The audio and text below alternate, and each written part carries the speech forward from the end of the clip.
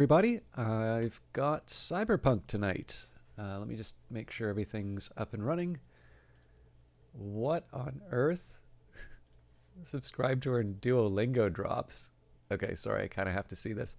Get rewards by purchasing or gifting Okay, well, I'm not purchasing and gifting subscriptions to my own channel. I'm fascinated by this though. Sub for 3 months of free Duolingo. All right, well, I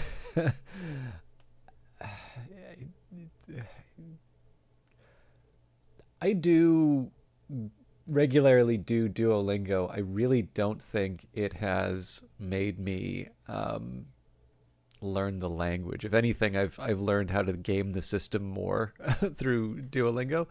But I mean, I guess it's nice if you were going to make a purchase like that already. It is a nice way to put more in my pocket and not in Duolingo's. I mean, I guess more in my pocket and Twitch's pocket, but I probably should have gone to the bathroom before I started. That was my mistake. But let's at least open up the game. It may actually be a better idea. I don't normally like starting and then just running off, but it may not be a bad idea for me to let that be the opening. But let's make sure everything's up and running first. And then if the force is with me, which I suspect it will be, I can scurry off.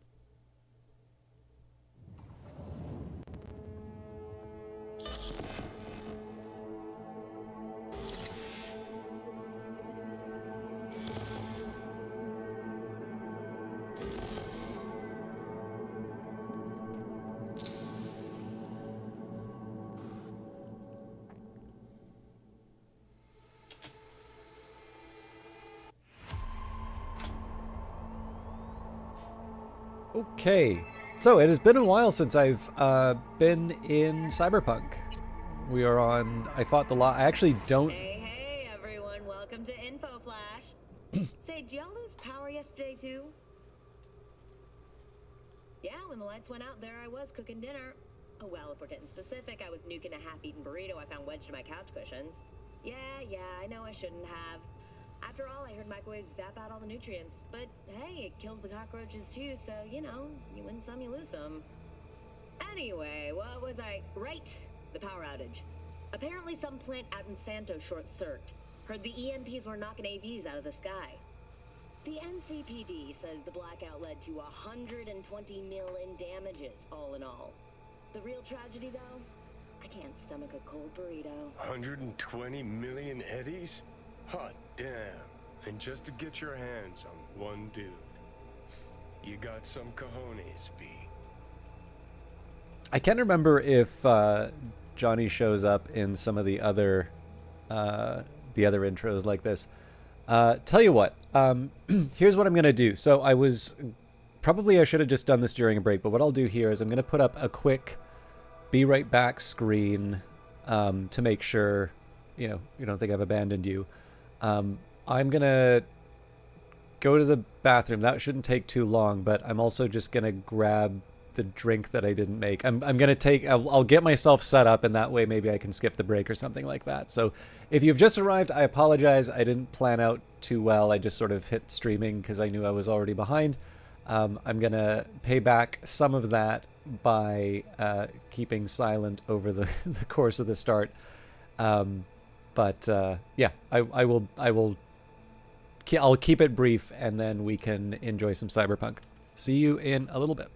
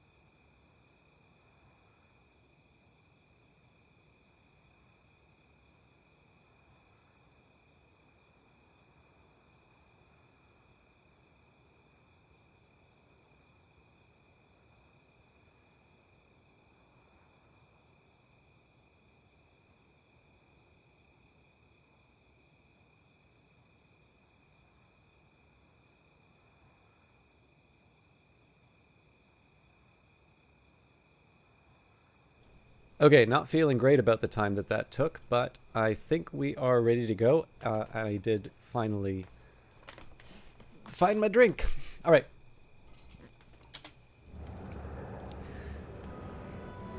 Here we go. Oh, that's right. We were doing the river mission. Now it does feel a little laggy.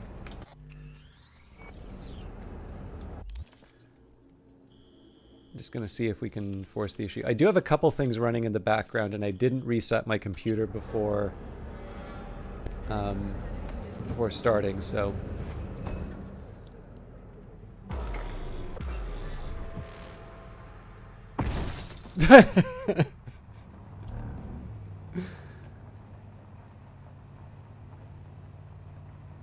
Hello, Jamie. How you doing?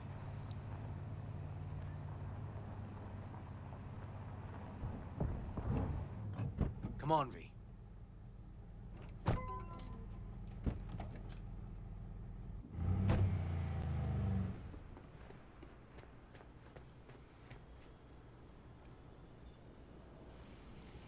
This is animals. Oh wait, sorry. I don't need to read this. It'll. This is animal turf. I can see that. Lock up any of theirs recently? Not lately, no. But they're not big fans of pigs, either. I can't go in without a warrant. But you... Uh-huh. All right. Be in touch. You find anything, tell me. So I will confess, I was a bit tempted to do Tyranny tonight. I am quite enjoying it, but I have wanted for a while to have a little bit more variety in the game, and is one in the games. Oh.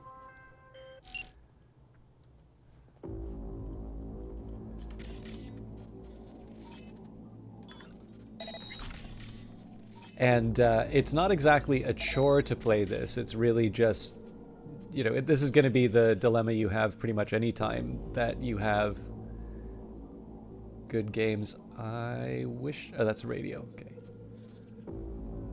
You get to pick one, right? They're kind of rival in terms of their use of your time. So I don't find it a hardship to play this, but I was tempted a little bit to renege on the commitment. But the thing is because I have wanted to fix this, or not fix this, but I've wanted to have a little more variety for a while. It definitely doesn't hurt to sort of force myself and kind of right the wrong. Okay. So I wanted one pass to see if I can just get rid of some of the security cameras, especially because this is the first time in a while since I've played this.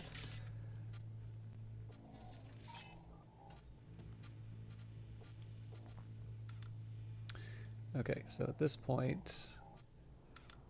Oop.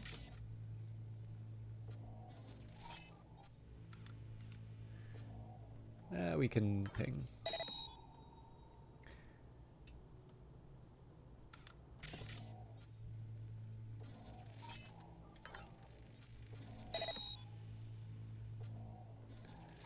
I was hoping I'd see a little more.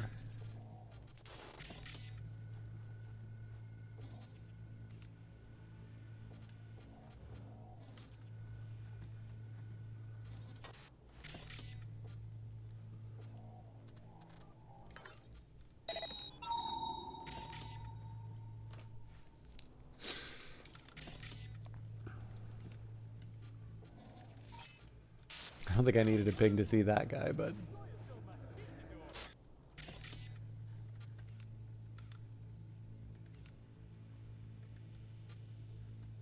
So I probably shouldn't count on this being completely covered.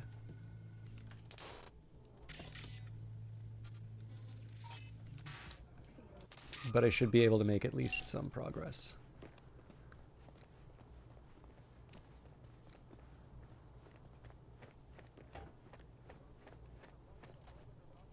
Fuck off! Nothing to see here. Well, I tried to be nice. So first step would be to see if I can... This feels like it should be a way in.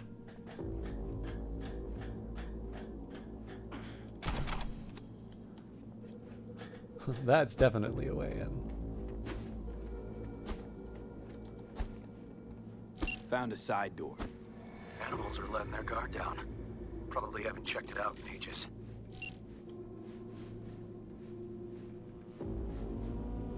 Can I not tag this guy? It feels important.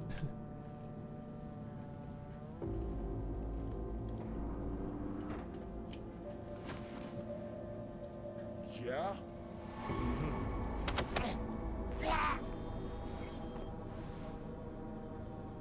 So I've been playing Tyranny a lot. I see Steam notifications on. Glad you liked it. I've been busy with Silk Song. Couldn't catch any streams lately. Well, as I'm fond of saying, there's no attendance. I'm glad you're enjoying Silk Song, though, Jamie. I had someone who used to watch the stream who was very fond of Hollow Knight, who in fact encouraged me to play it. And I do intend to return to it at some point. The only catch is that I did the God Home content, and I'm sort of stuck in completing that for myself. And so I figured I would do that off of stream, because that was definitely consuming quite a few days. But you're absolutely right. I have been playing a lot of Tyranny lately and really enjoying it. And it's funny because normally that style of RPG is one that I've had difficulty getting into. I quite liked Tyranny when I first played it, but I didn't see it through to the end. In fact, I'd argue I didn't make that much progress in it, really.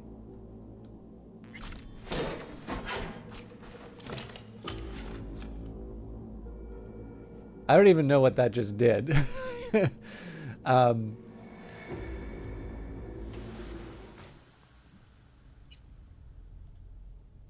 Sorry, let me just take a second here to read the item. To all, rest of today and tomorrow off. Francis Delgado to Garage Security. We got to close down early. Already sent the guests home. Rest of the staff will be out soon. I'm waiting on a few people at the moment, but one thing, when they come, send them right to me downstairs, then go straight home. Let the garage know they got the day off tomorrow, all of them. Be in touch when the sitch clears up. Sit tight for now. Hello, K-Money. I really liked Phantom Liberty. The funny thing is, I've never finished the base game of this. I did play Phantom Liberty to the end. I will confess, I am an absolute sucker for spy stories. So that was not a hard sell for me. But I thought they did a great job. I think they did a really, really good job with that DLC.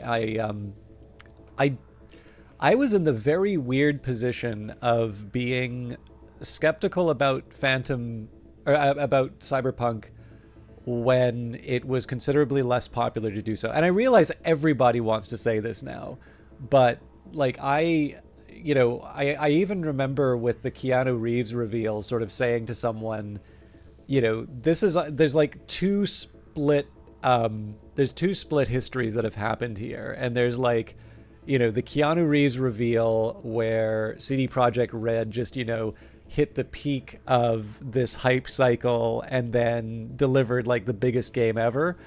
Or like this represents the moment in which they overreached, that it was, pure hype, and that, they were never going to live up to that expectation and move on. And like I said, this is a lot easier to say now. But the thing that was really funny is that when the disappointment came through, I did play this on release, and I actually had a decent time with it. And I didn't really feel that the things, like, obviously it had a rough start and there were some bugs to be worked out, but I didn't find them like structural problems with the game.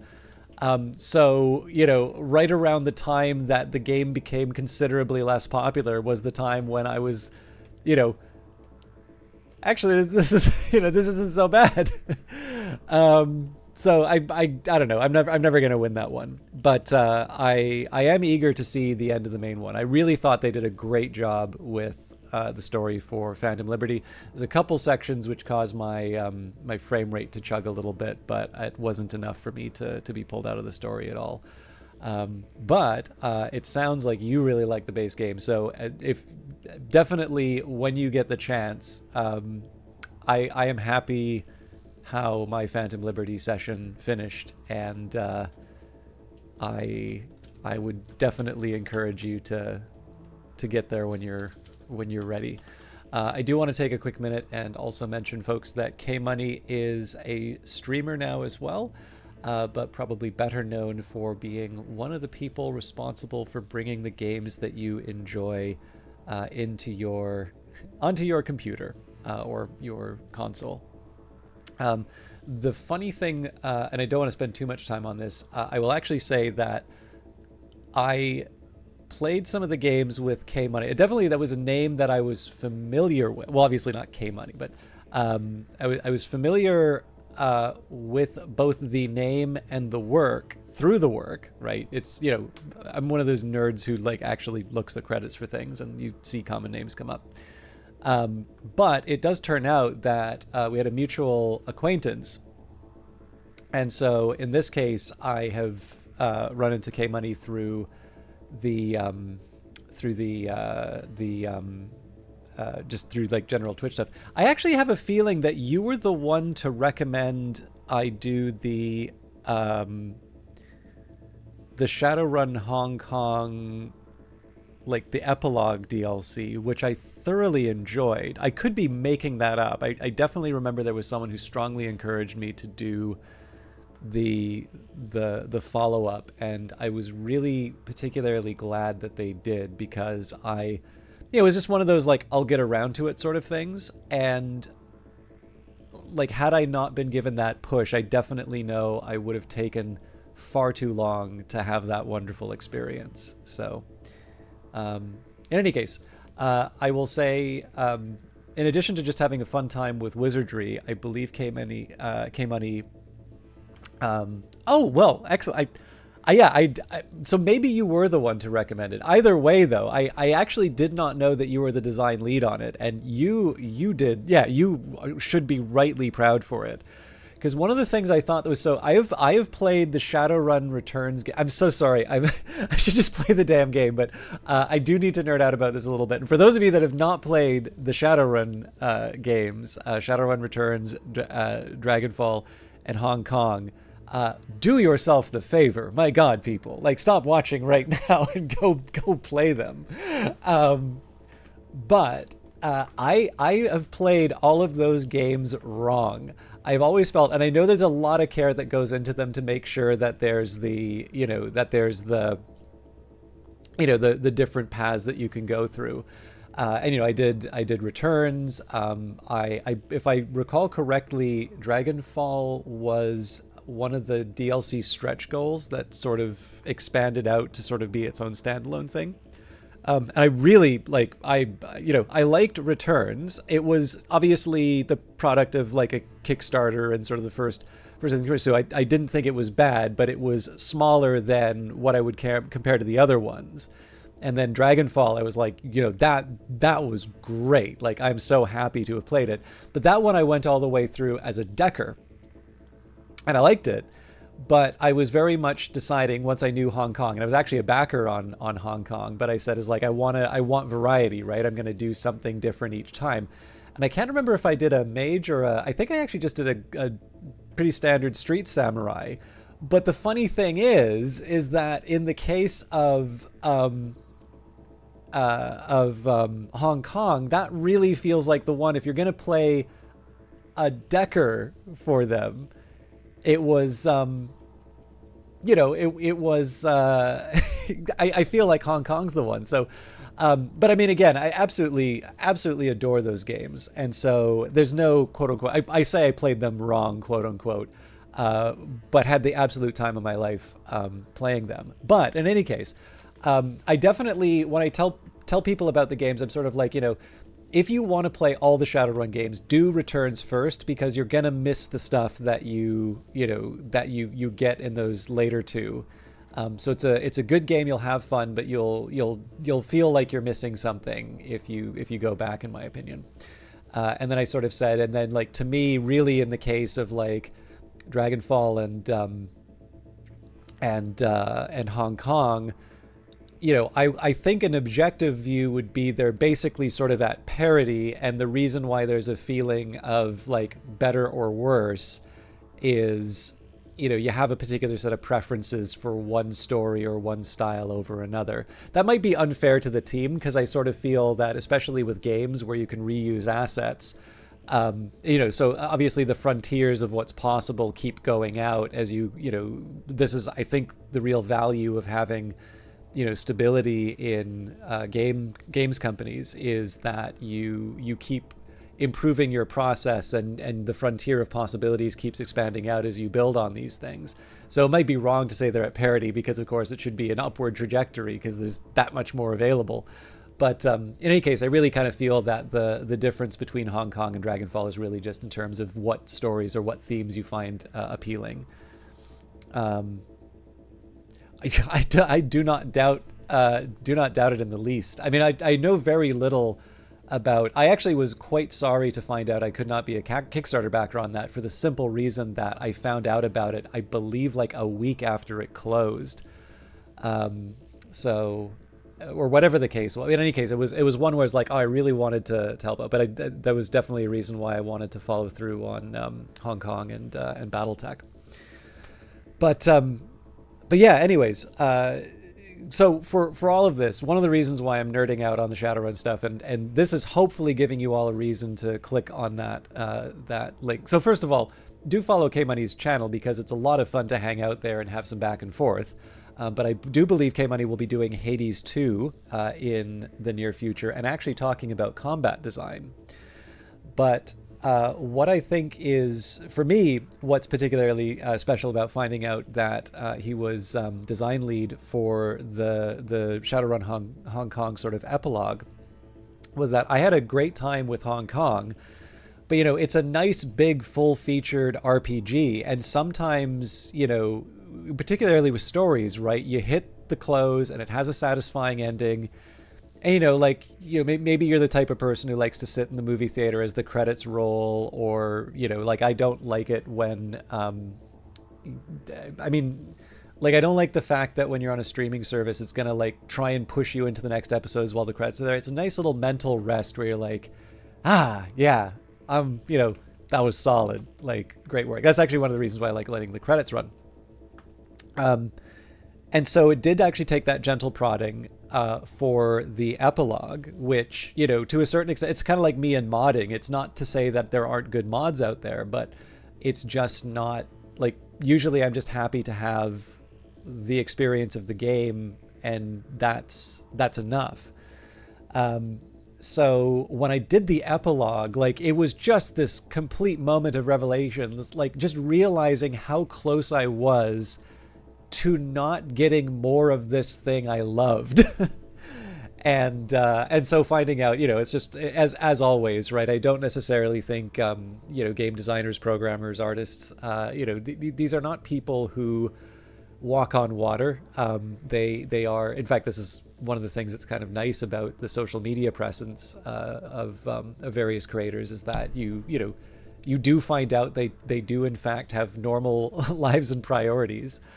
But obviously to be able to say, what a great job, I am so happy you did that, is that's one of the perks of being the person with the mic. So there you go. K-Money, yeah, you did good.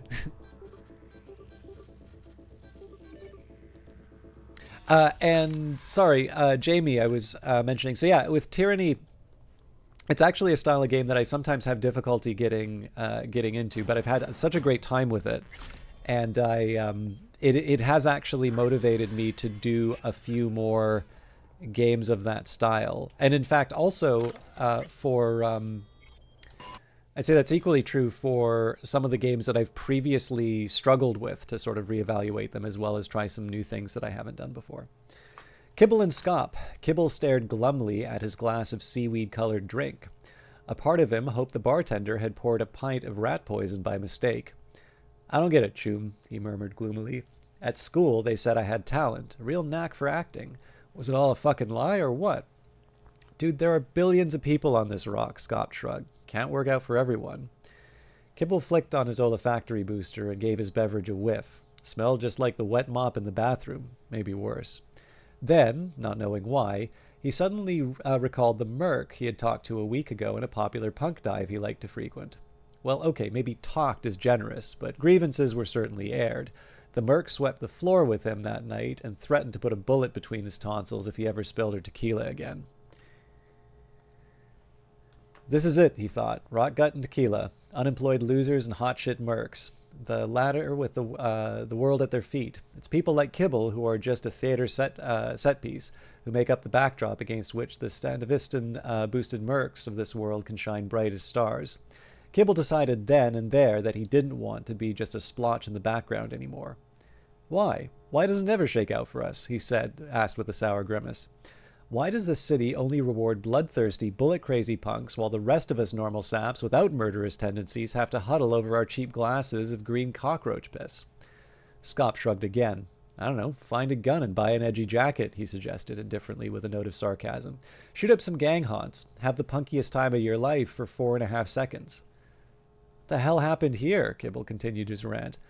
The world's all gone upside down. There are billions just like you and me. Billions of do-nothings. Cowards. No, not cowards. People who just want things to be normal. Safety. Life. Life, Scop. Scop had already opened his mouth, ready to list off another round of cynical retorts, but then stopped himself short and started a tangent of his own. Life, he repeated slowly and ponderously. What if I could sell the world an alternate life? The same all those edgerunners feel, except where you don't ever die like they do. Kibble snorted and spat out the cockroach piss he'd finally mustered the courage to taste. Sorry to bust your bubble, Choom, but somebody's already way ahead of you there. Ever heard of Bloody Bout 4? Or like a million other computer games? Scop cracked a roguish smile. Is Bloody Bout 4 or these million other games designed to work on a hybrid brain dance system? You know, the kind I made a breakthrough on just last week. A 4-year road to get there. Oh no, that's cool to know, K-Money. And like for me, the one for me is that I am sometimes I think most people who have come by the channel frequently say I don't need to apologize for the tangents or the rants or whatever. Sorry, I'm just opening something carbonated and I'm trying not to. Yeah, that's ready to blow up on me. So we're just gonna let that think about its choices for a bit. Yeah, people are usually very kind about it. So my view has always been, if I'm responding to comments from people, I have all the time in the world. But if I am just, if I'm monologuing, I sometimes don't necessarily know if I'm, like if anybody else is interested in that. So I don't necessarily want to force people to listen to something that they're not didn't sign up for, let's say. Okay, this could go. Whoa.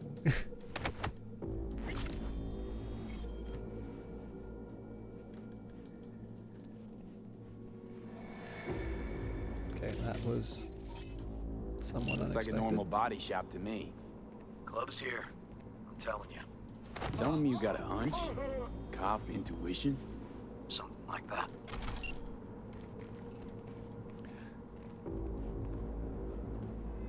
So I'm guessing you're through your various Cyberpunk playthroughs, you've probably done each of the different legacies. So I guess I should ask with or backgrounds. Sorry, I'm not quite sure the right term for Cyberpunk. But for Phantom Liberty, do you have any particular allegiances or interests? One of the reasons I asked that is that I went for the corpo background on this one. And so one of the interesting ways of playing Phantom Liberty was this idea that a background motivator for this character has always been to get back into Arasaka. And so this idea of partnering with Militech and the NUSA was obviously a complicated choice, but definitely colored some of the approaches to the various missions and such. which I know I've talked about this before on this stream. Like, it's something that I enjoy in terms of playing these games because I don't necessarily feel that those motives need to be made like obvious to, you know what, I'd feel a lot more comfortable if that guy stopped walking around.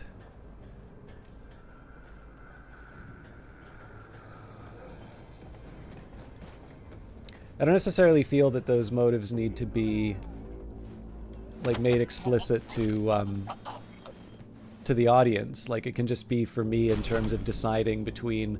Actually, where I find it most helpful personally is if I have two equally appealing options for, you know, game mechanics reason or something like that. To be able to take that and then, you know, on the margin say, okay, so because I've sort of said this is my motive, this seems more consistent with achieving that goal. Right. I mean, it's one of the oldest things, I guess one of the oldest rules we learn about stories, right? You give someone something they want and then put a whole lot of obstacles in front of it, and probably you're going to spin a pretty good yarn. So you know, I try, again, I don't find this like some weird form of performance art. It's not like I'm going to sit down and talk about my motivations all day. But I do like the fact that they give a certain coherence to the playthrough, and I hope that that translates in its own weird way for the people who are watching for the story. I hope that it does sort of result in a better playthrough than if they, you know, the choices were semi-random. Kimani says, your V in Phantom Liberty was trying to do the right thing rather than being very self-centered in the main campaign. Cool. You've gotten the government job and are serving something greater than yourself. Definitely not a civil servant telling you that.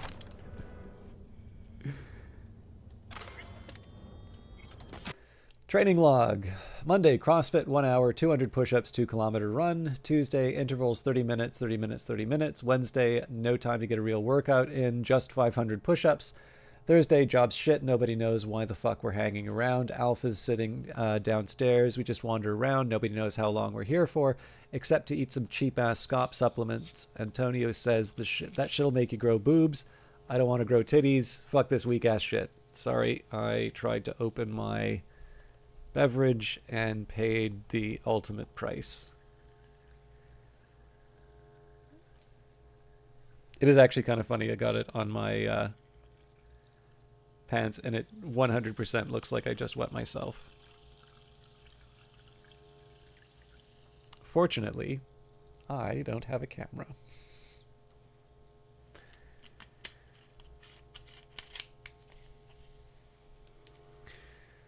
Okay, sorry, I'm just going to try and recenter myself.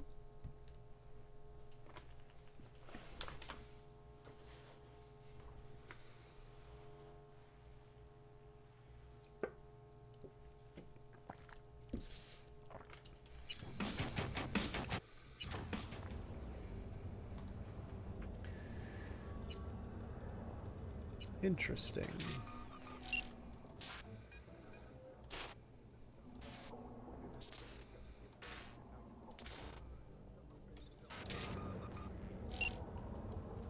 Have a good one, K-Money. And thanks for stopping by again.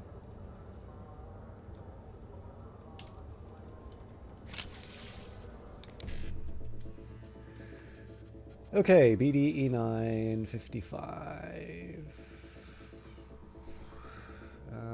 Then I need a BDFF, which I can do, okay.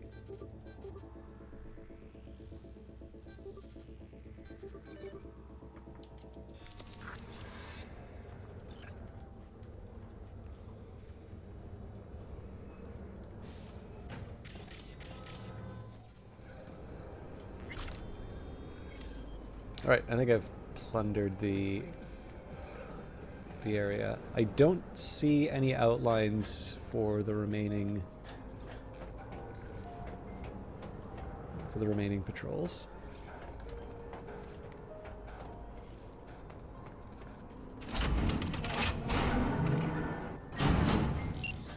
inside. Clever.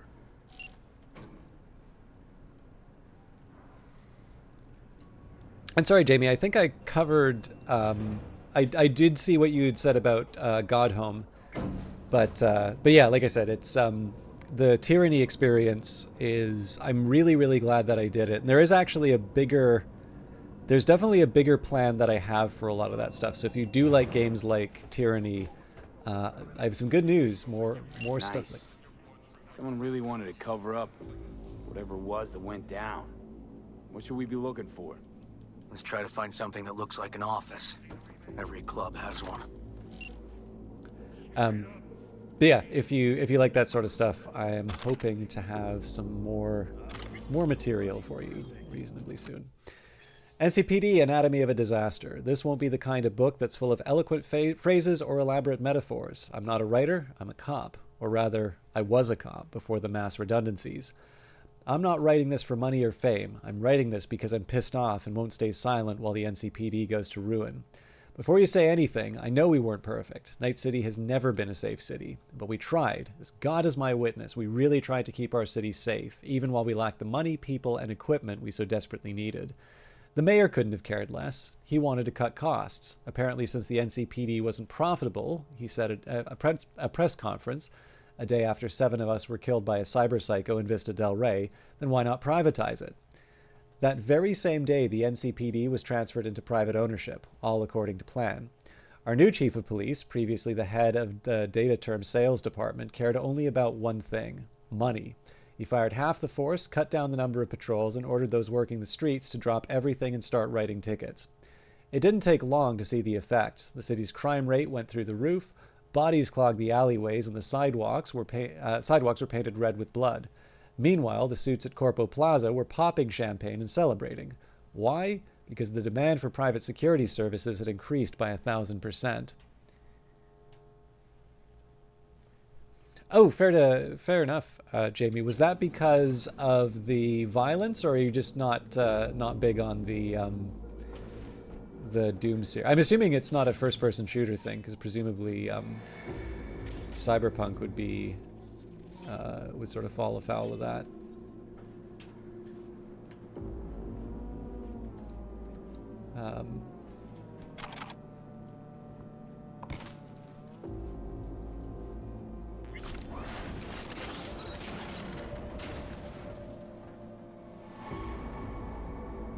I was a little tempted to try the Dark Ages, but the one thing about the Dark Ages was that had come out fairly recently. Well, nuts. God, I'm bad.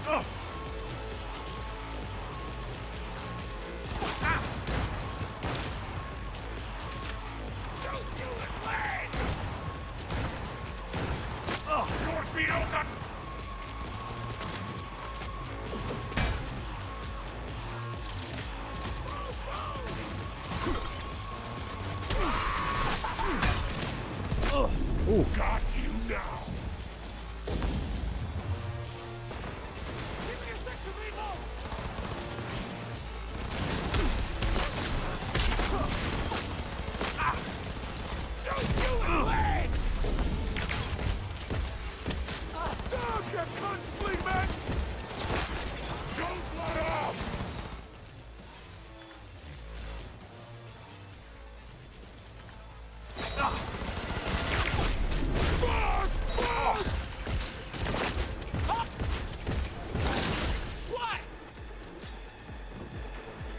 Why are you watching this stuff?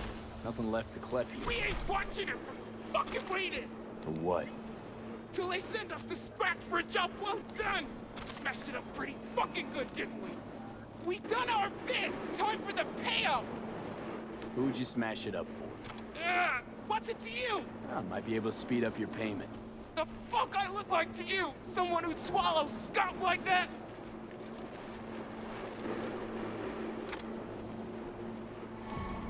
I think I know who it is. That gonk burned me, too. Anyway, digging for dirt on him. I get him, you'll get what you're owed. First, I gotta know we're talking about the same ass munch. Weldon Holt! Lucius Ryan's right-hand bull terrier. Candidate for mayor in the upcoming election. Right fucking for the job. Thanks for the help. I have genuinely no idea who I was talking to. Oh, fair enough. Jamie, yeah, I actually thought it was quite a... Was that who I was interrogating?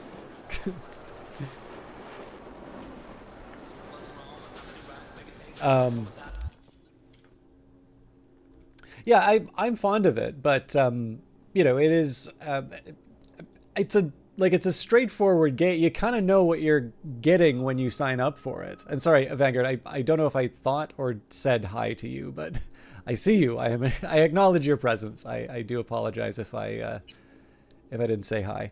But yeah, I will confess, like, one of the things that I find funny about Doom compared to Wolfenstein, right? Because I mean, like, those came out roughly around the same time, and I think, you know, probably there's that nice little it hits that nice little intersection of, you know, this, like, it's a type of game that people now have enough money and nostalgia for that to be a really profitable thing to do. Do I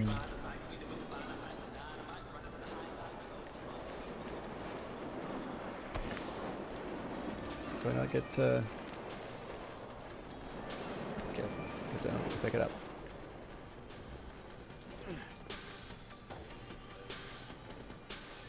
But one of the things that I thought was really interesting was that where Wolfenstein had this really interesting alternate history that they put together, that I found pretty compelling. Like, I was not expecting a good story from, you know, from Wolfenstein, but I definitely got one. And the challenge that I sort of run into with Doom with that standard is that, you know, Doom, I think as far as a game is concerned, is a very competent, you know, first-person shooter. I very much enjoyed playing it, but you know, by the like, the thing about Wolfenstein is, you can say it's like you can absolutely enjoy it as a, you know, a solid first-person shooter that does its thing very well. Excuse me.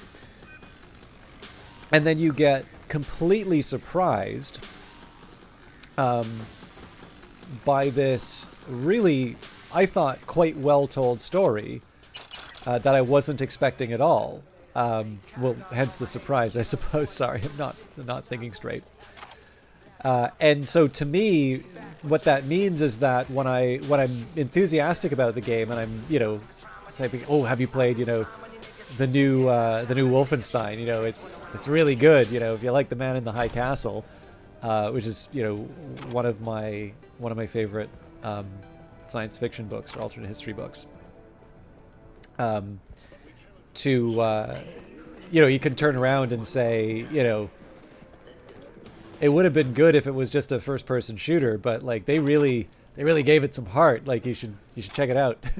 And in the case of Doom, right, like, I do think there's kind of an interesting version of the Faust story, but I don't quite feel the same. I don't feel the same sort of.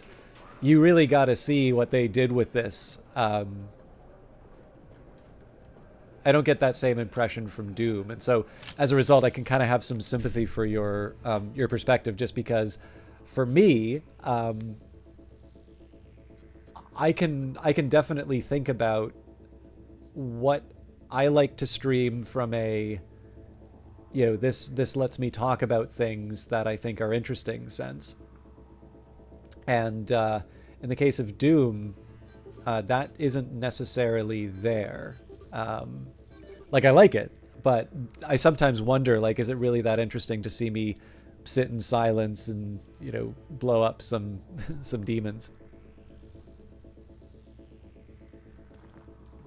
I mean, obviously I'll have some stuff to say about it, but usually it's more, in between the action bits.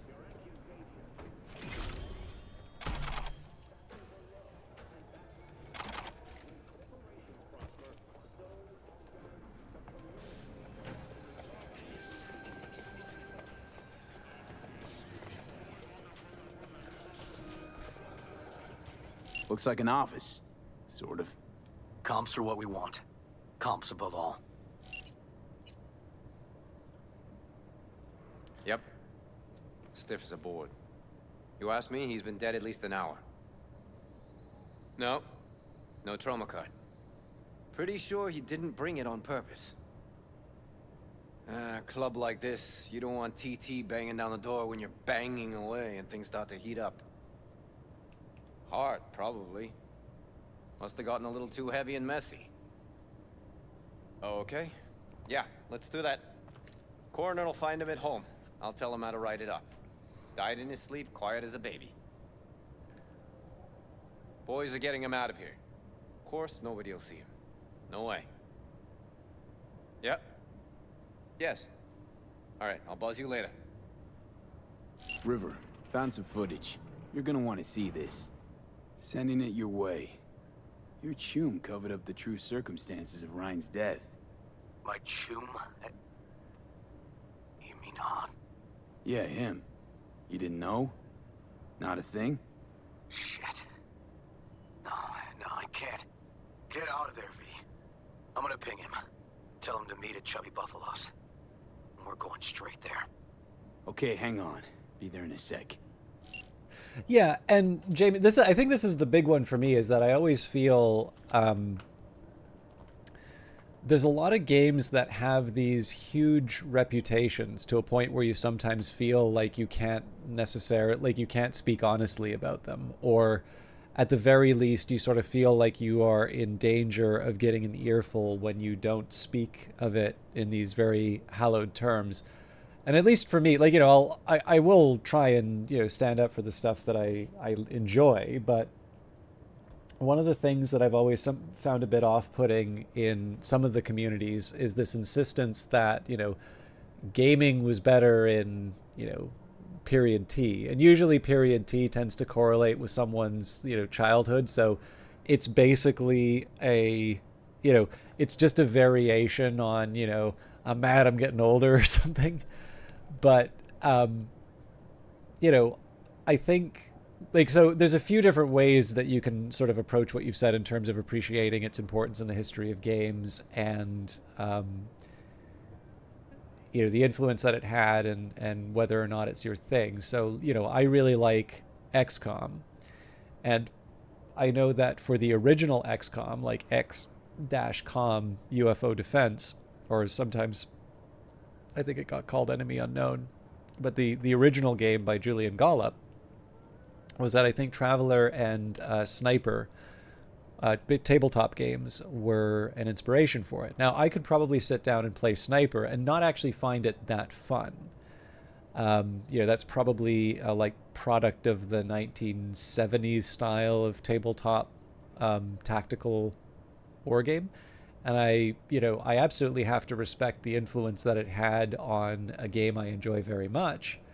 But I don't necessarily feel that I have to subject myself to that experience to fully appreciate what that thing that I enjoy. And in fact, I'll go so far as to say that I actually like the idea of X-COM a lot more than the reality. I've not gotten that far in the original XCOM. And it is a game that is loved and hated for some of its features that I think we would probably consider to be poor design choices in 2025. So if you play XCOM, it was not uncommon to have one of your soldiers walk off the ramp and have an enemy attack from somewhere completely unknown just take your guy out, right? Quite literally step off the plane, your guy is dead moment. And I can actually see that there would, particularly for the modern XCOM where you get quite attached to your soldiers, I can see how that would be that could be a refund moment for people. Um, and the AI in that game is quite insistent on winning. Like, it plays to win no matter the circumstances. So if there is one sectoid against a full XCOM team, it's going to run to the darkest corners of the map and hide because it doesn't want to lose. Maybe that's how I should describe. Maybe it's not playing to win at that point, but playing not to lose. And is it really that fun to be running all around the map, trying to find this one last enemy when it's so obviously the case that you're going to win? I don't necessarily think that's the sort of decision that you and I would make in 2025. And in fact, I'll go one step further and say that, Julian Gollop, who we, owe a very large part of this genre to, he's recently come back to the genre. He made Phoenix Point, and Phoenix Point doesn't have, tiny little enemies that go running around in the dark. It's just not that fun to go up. He says he likes the new XComs.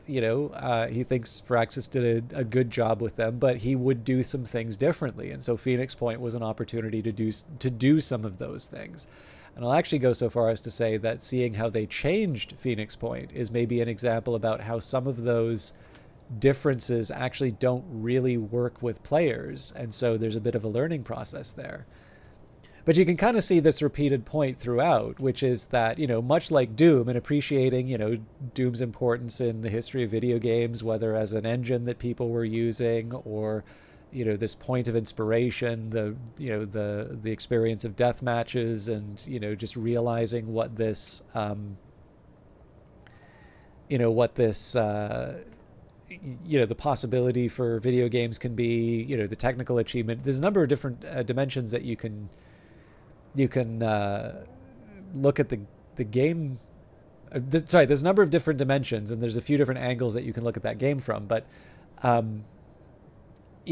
Doom 2016 is, part of a franchise. It's not those things. It has to be instead this effort to sort of ask what that game would be like at the time, it was really. So, if we had to make Doom over again with the benefit of knowing modern first-person shooters and maybe some conventions that have been adopted in first-person shooters that don't feel like Doom, and how we can make something modern while feeling like that original experience, I can see those being things that people can get excited about. But I don't think anybody should ever play that game saying, I'm doing my history lesson today. If you're going to do that, you might as well just do the original game. But I also just think, in the end, gaming is a very, very big place, and it would be a shame if it was, I would actually argue if we're at a point where we like all of the games that we have the opportunity to play,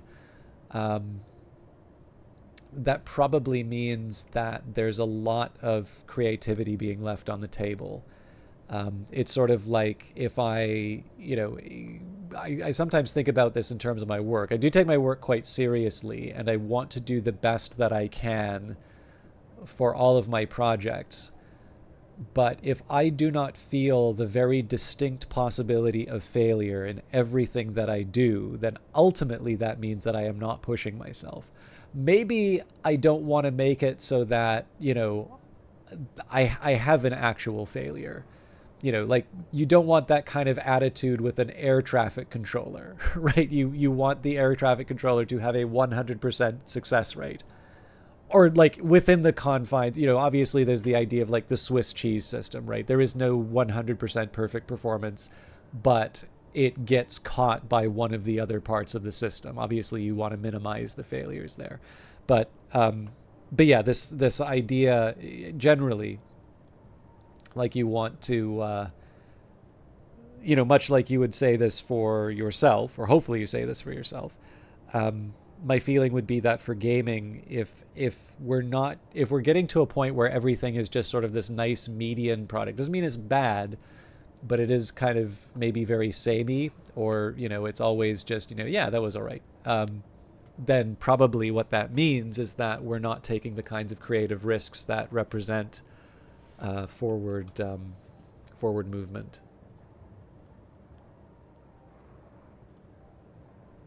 So a contrast to that would be something like Cultist Simulator, which I know I overuse as an example, but you know, in the case of Cultist Simulator, that is a game that is not afraid to be hated by some players. My hope, of course, would be that everyone who plays it is delighted by it. I just know that that is an incredibly remote possibility. And so the best I can aspire to is to inform people who are interested in the game, you know, here's, you know, you might have been turned off by it because of this or that thing. And then, you know, and at that point, you know, maybe they're a little bit more better informed and they can sort of say, all right, yeah, this is my thing. Or, you know, nah, it's, if anything, you've convinced me that this is not a good use of my time. But anyway, Scratch, where is it? From Queen Hyena to Weldon Holt. Holt, we got the file you wanted. Smashed up the rest. Could smash it more if we tried. Where's the Eddies?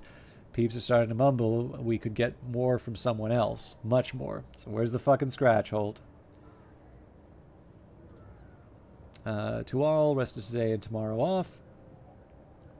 We got to close down early. Already sent the guests home. The rest of the staff will be out soon. I'm waiting for a few people at the moment. But one thing, when they come home, send them... when they come, send them right to me downstairs, then go straight home. Let the garage know that they've got the day off tomorrow. All of them be in touch when the sitch clears up. Sit tight for now. Sorry, just bear with me a second here.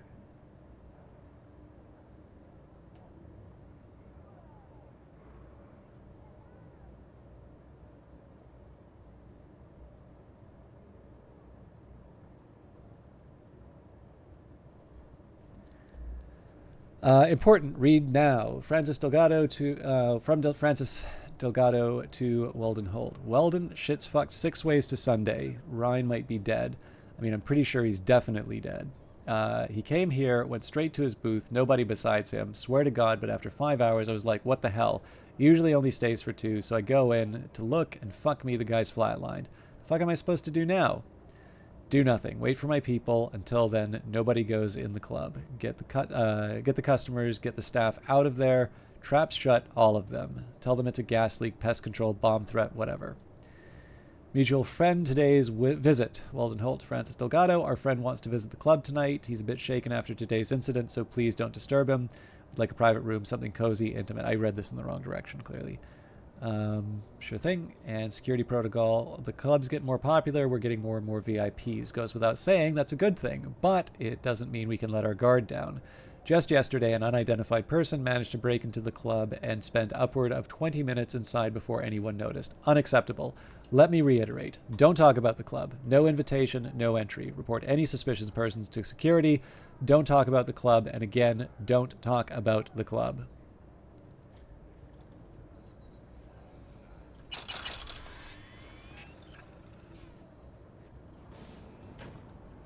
I'm not ready to go out yet.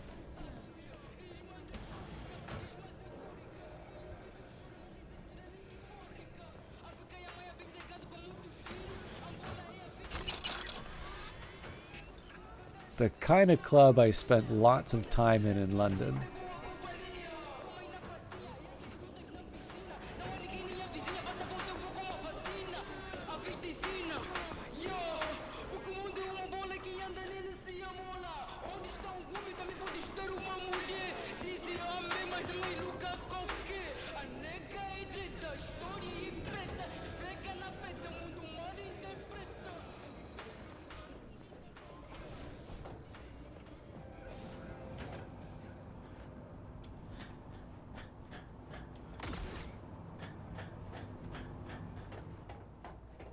But yeah, it's one for well,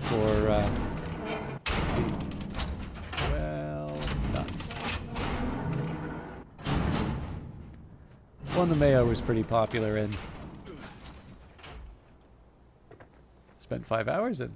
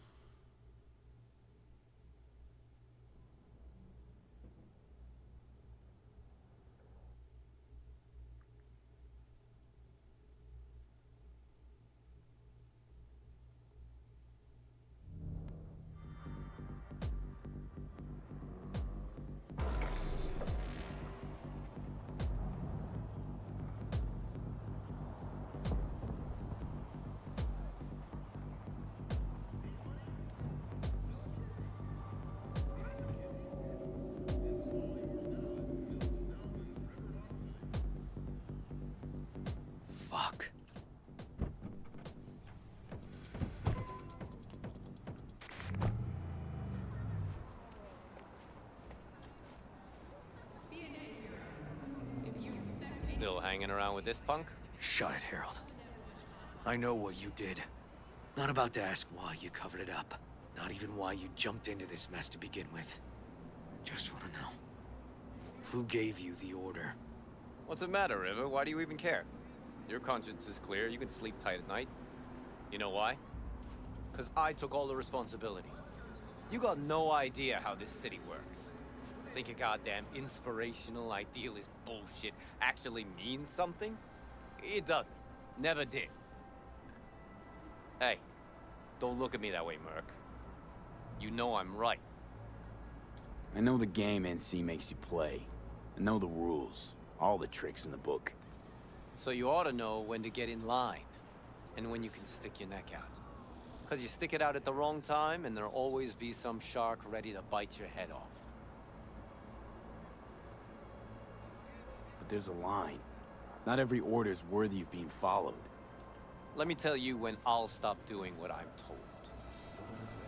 When I retire. Not a day sooner. Ought to consider doing the same, Ward. V. Appreciate the help. But this isn't your biz.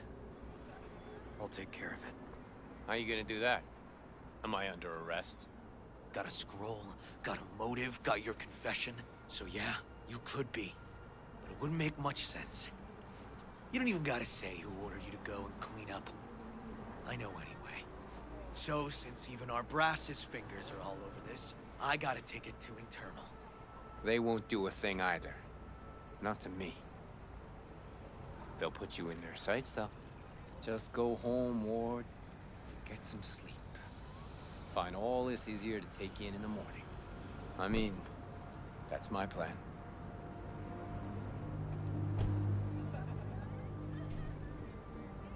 Fuck.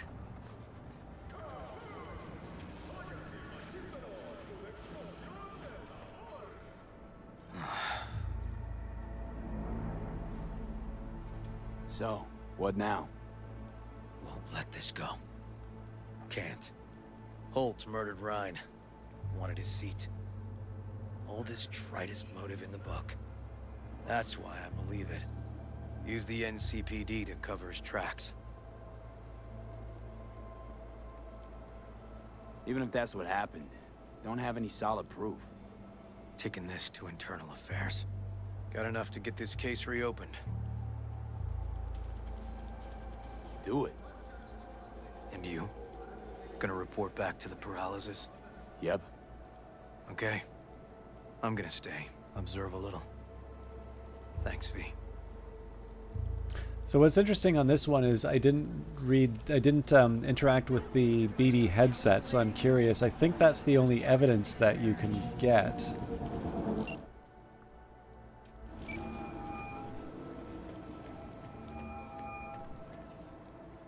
So, about Rhine. Got a pretty good idea what happened. Great. Come by, please. It's a sensitive matter. I'd rather discuss it face to face. We'll be waiting.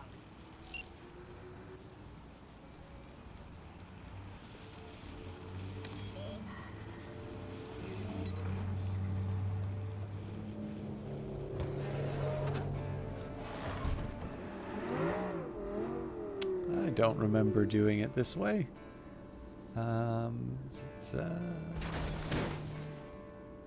Q.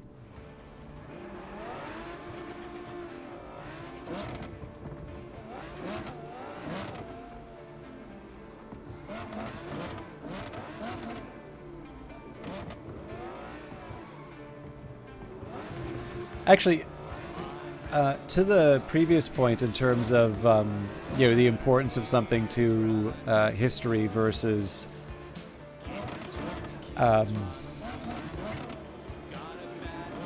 its realization today. I'm going to be very interested to see Apple's take on Neuromancer. I think they've got a pretty strong cast for it. And I'll be honest, I actually think Apple TV Plus, it definitely feels like it's getting its respect now, but I remember when that came out, that was not a service that was particularly well regarded. It was definitely being treated as sort of an also-ran, which, I don't know, I kind of felt was unfair, because I didn't mind the morning show. It wasn't the main reason I wanted to watch it, let's say. I don't think I'm the intended audience for that. But For All Mankind, I thought was just excellent. And of course now it's got a really strong lineup. But the one of the things that'll be interesting is that, like, Neuromancer is an old book now. It might be something that sort of helped spawn this very popular genre. But actually, you know what I'm going to do? I don't want to make this a full-on break, but if you can just give me a minute, I'm going to see if I can find my copy of Neuromancer, because there's a really interesting foreword that William Gibson wrote for it. So just give me a quick second here.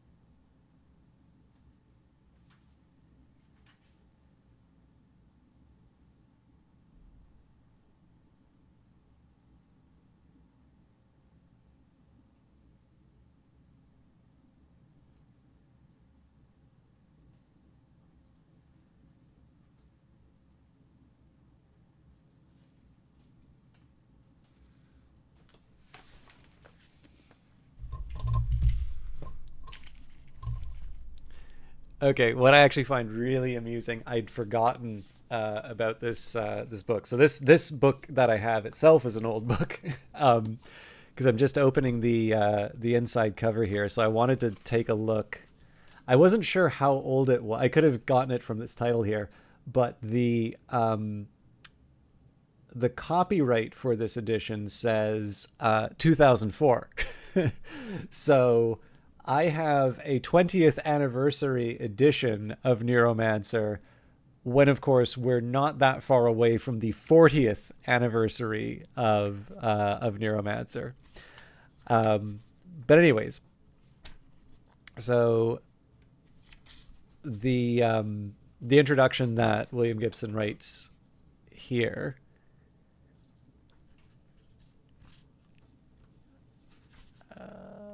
The sky above the port. It took at least a decade for me to realize that many of my readers, even in 1984, could never have experienced Neuromancer's opening line as I'd intended them to. I'd actually composed that first image with the black and white video static of my childhood in mind.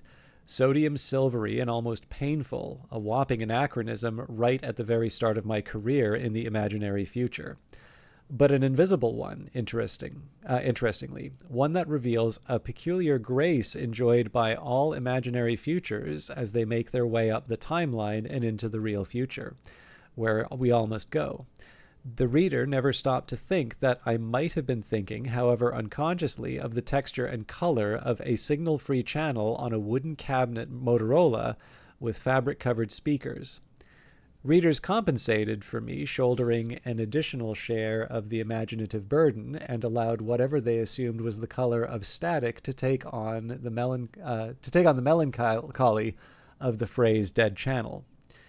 In my teens, in the 60s, I read a great deal of science fiction dating from the 40s, a very fertile period for the genre, and recall being aware of making just this sort of effort on behalf of fictions that had grown a bit long in the technological tooth, or whose imagined futures had been blindsided by subsequent history.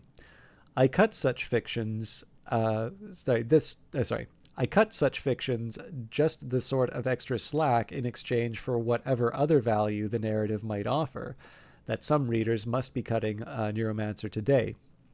Not for the invisible anachronisms like my color of television, but for unavoidable sins of omission on the order of a complete absence of tiny and ubiquitous portable telephones.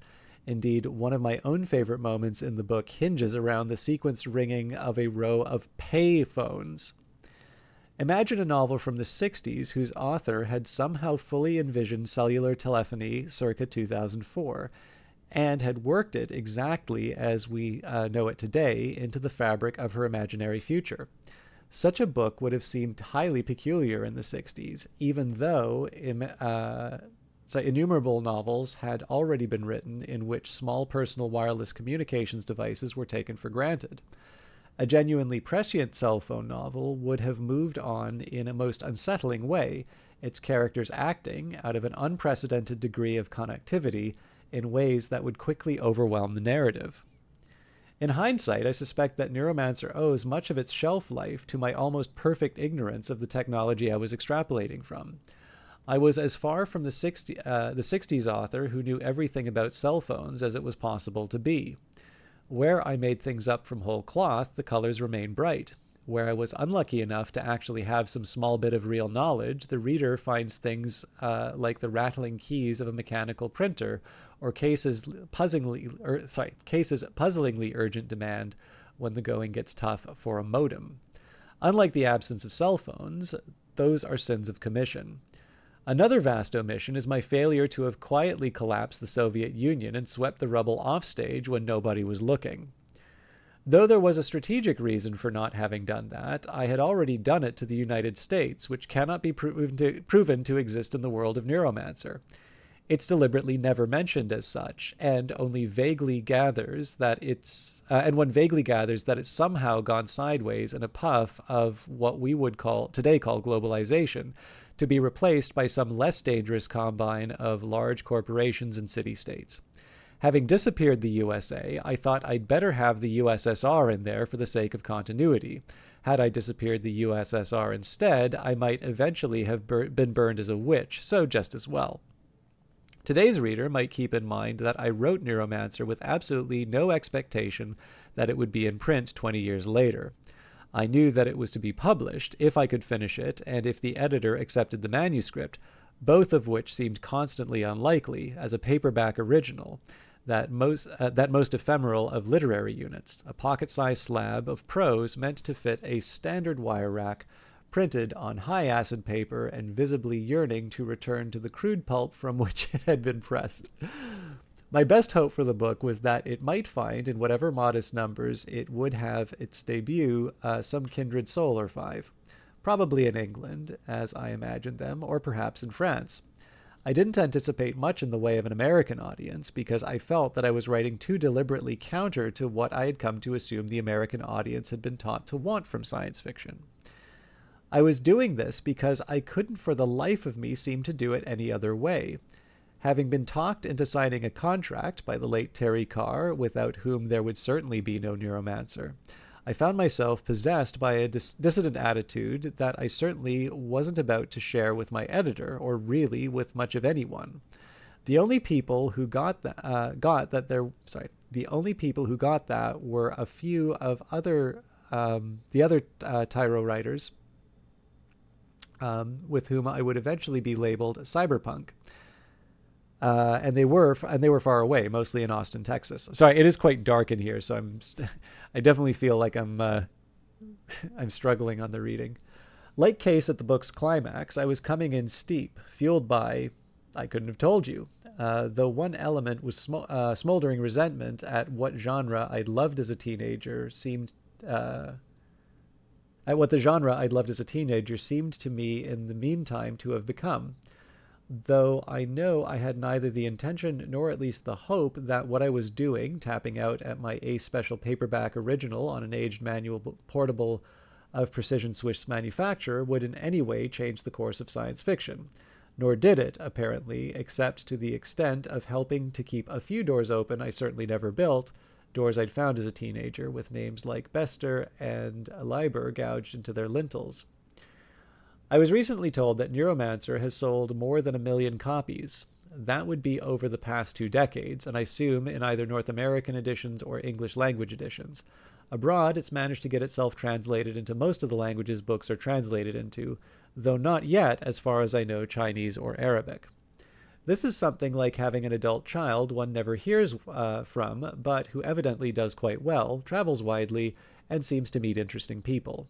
My real sympathy, though, is with the bright 13-year-old curled on a sofa somewhere 20 pages into the book and desperate to get to the root of the mystery of why cell phones aren't allowed in Chiba City. Hang in there, friend. It can only get stranger. William Gibson, Vancouver, British Columbia, May 17th, 2004.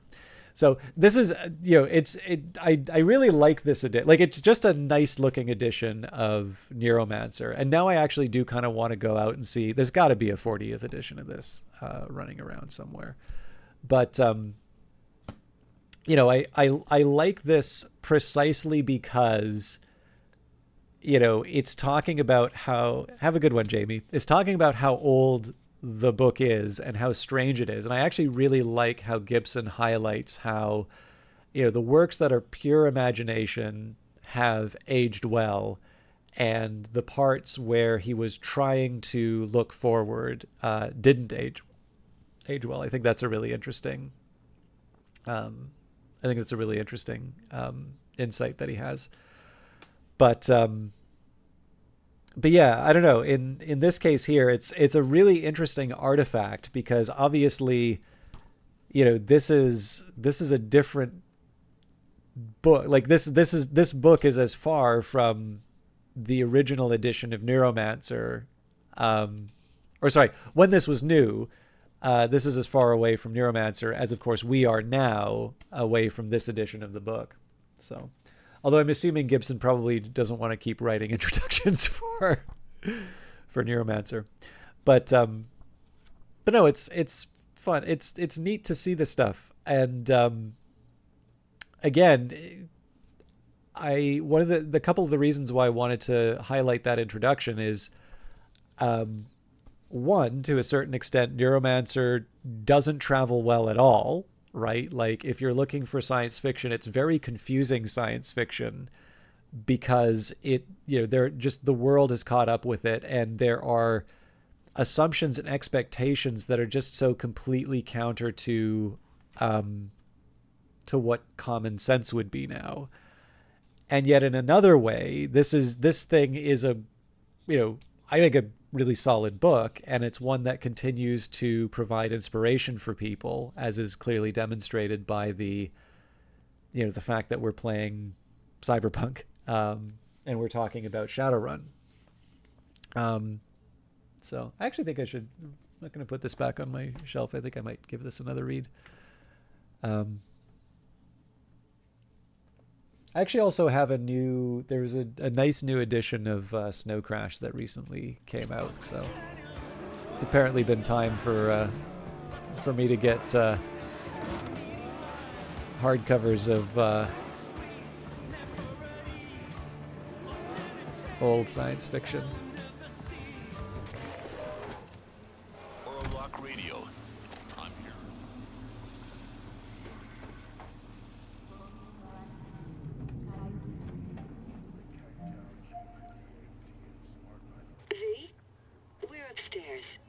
Thanks.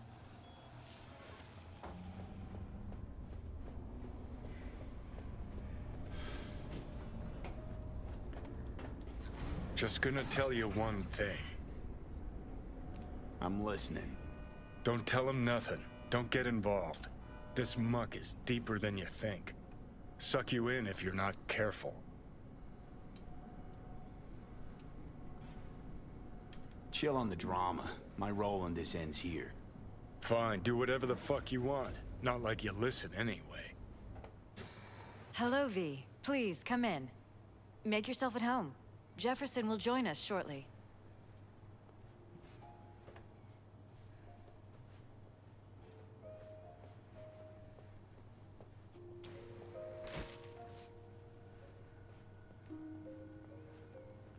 How does it do that?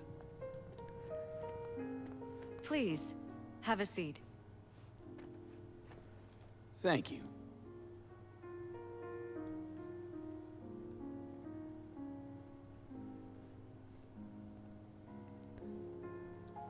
Good to see you, V. Have a good one, Vanguard. Elizabeth tells me you have answers for us. I'm all ears. It's not 100% clear what happened. Hardly anything ever is. But Yeah, I got some idea.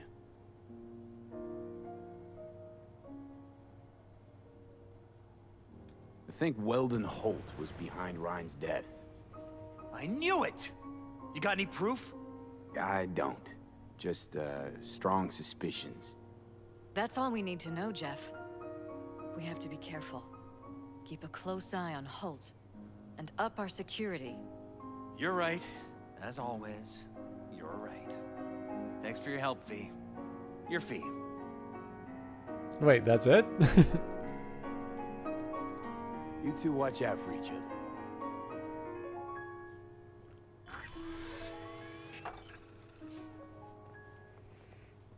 I do kind of regret not... Hey there. Now, where did we leave off? I do kind of regret not checking out the rain dance, to be honest.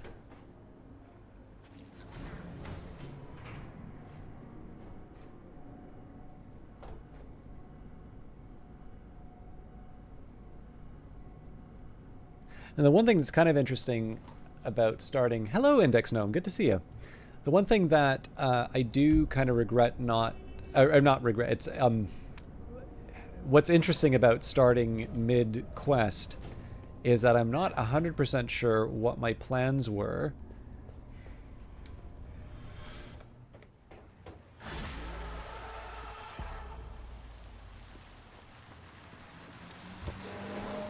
After this mission. So it's definitely not lean on the barrier and wait for Takamura. Oh, that's right. Okay, so we definitely had Sinnerman.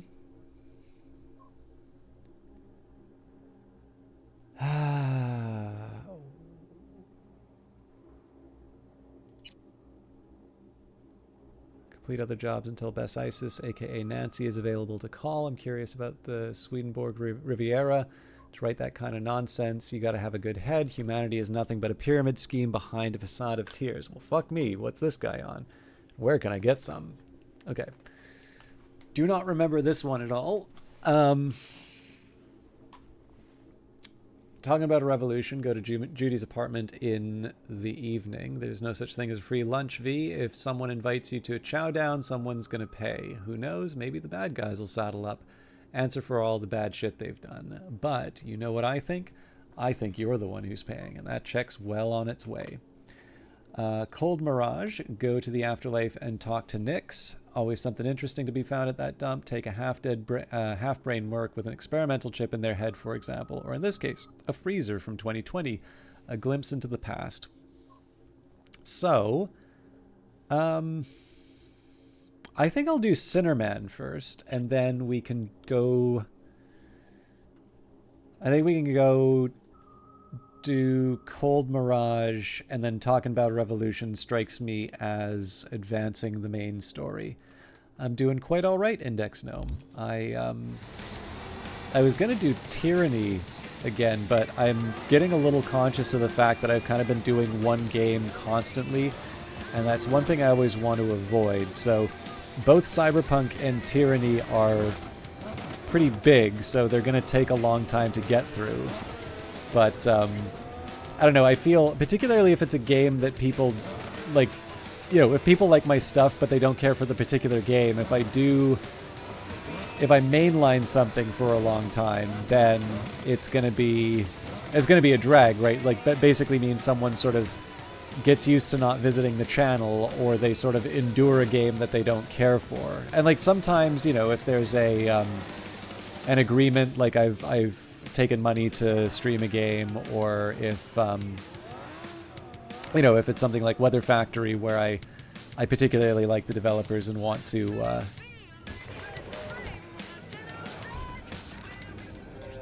you know, when it's something that I want to, you know, put the extra effort into. But I don't know, where I can, it's nice to have a little bit of variety, because that was originally how I streamed stuff.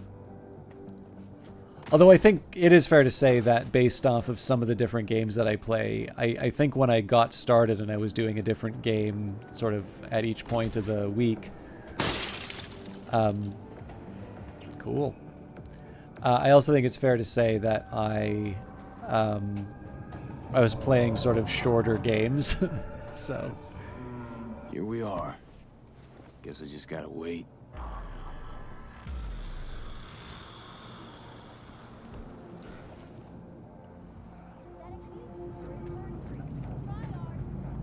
Huh? Bill Jablonski. Did Okada give you the details?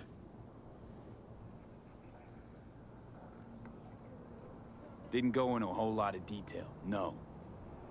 Joshua Stevenson. You and me are gonna give that murdering fuck what he deserves. I'll tell you more inside. Get in. You're driving.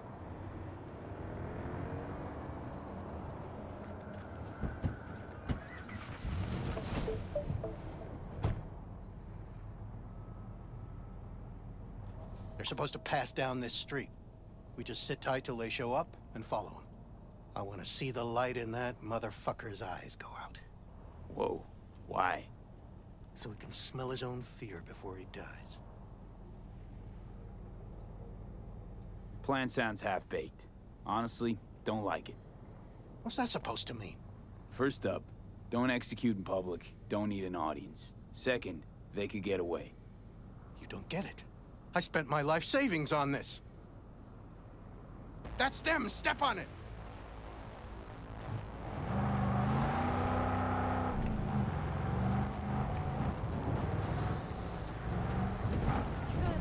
Stay on him. Don't let him get away.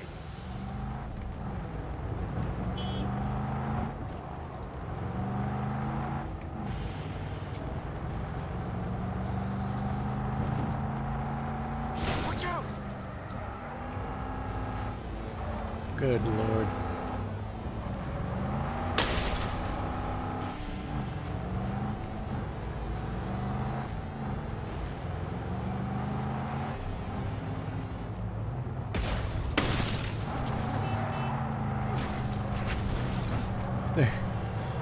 I don't remember this being this hard.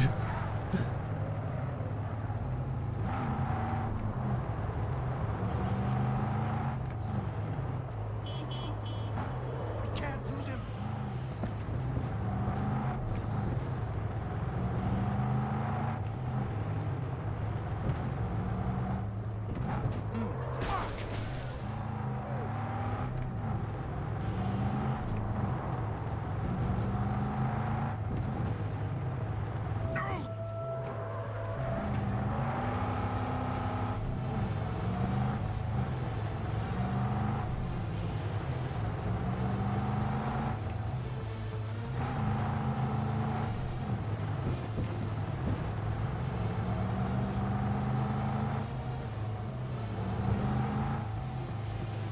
Stop the damn car!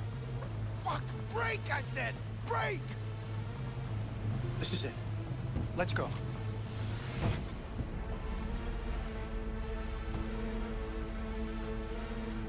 Stay close. I'm gonna blow the motherfucker to bits myself. I'm gonna do it. I'm gonna fucking kill him.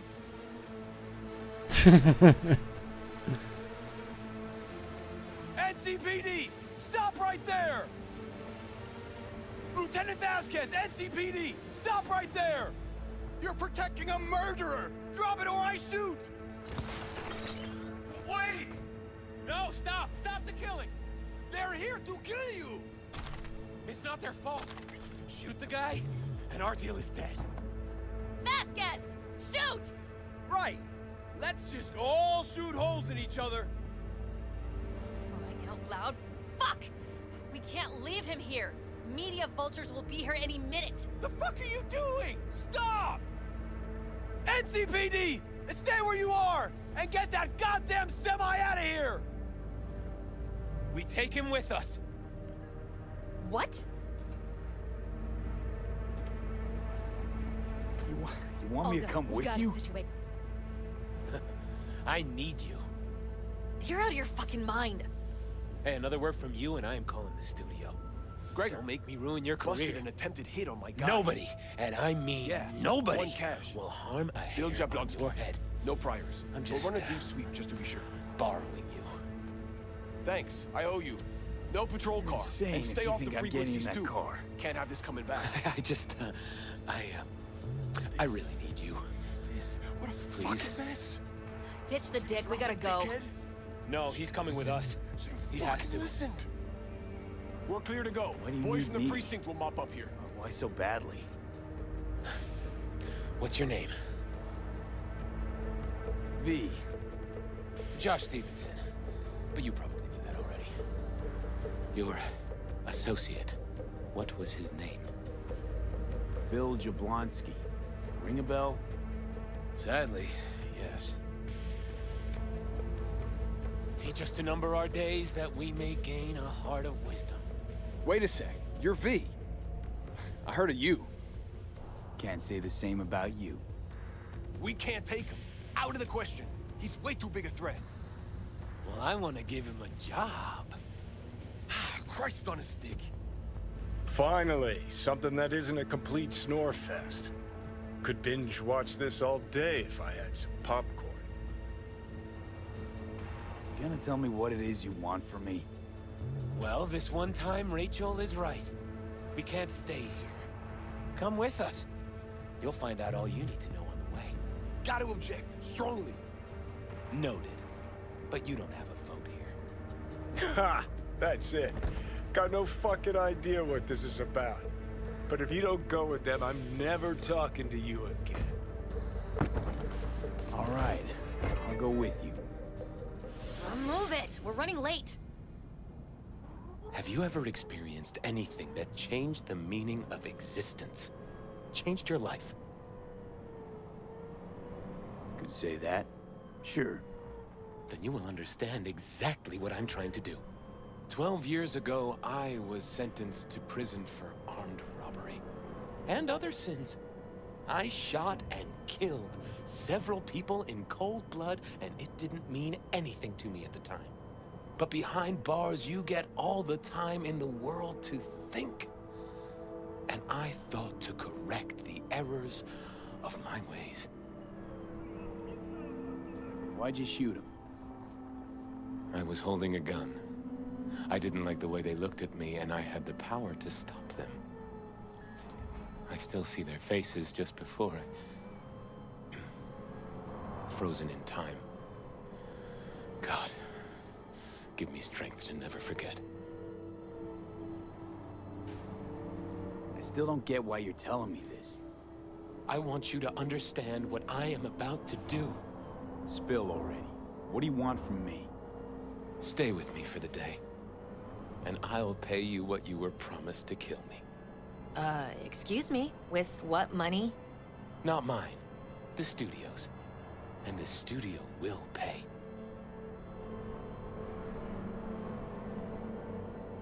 Still got no idea what it is you want from me. Remain by my side and talk to me. That's it.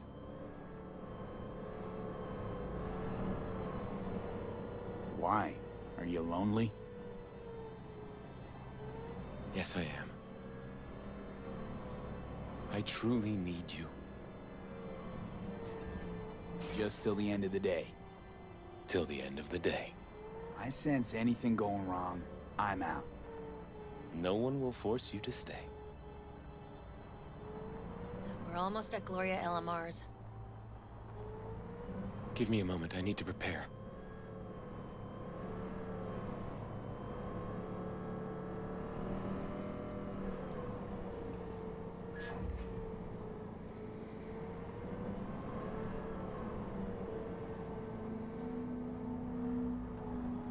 Vasquez, keep an eye on them. I'm gonna stay in the car. Keep it short. We're on a tight schedule.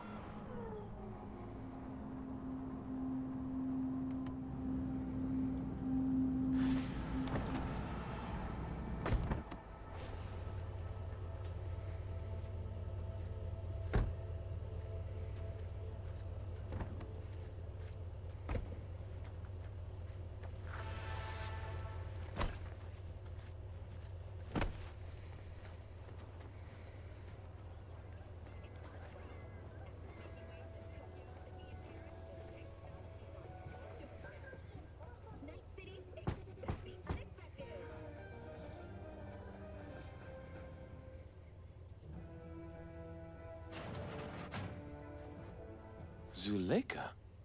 You're late. I found a companion along the way.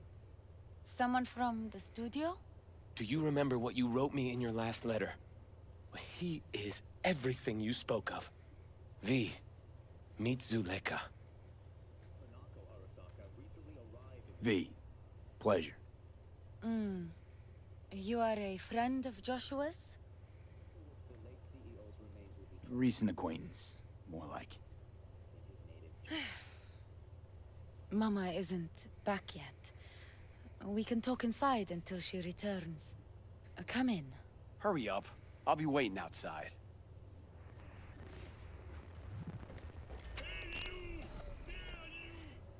Looks like someone doesn't enjoy waiting patiently. Fuck off!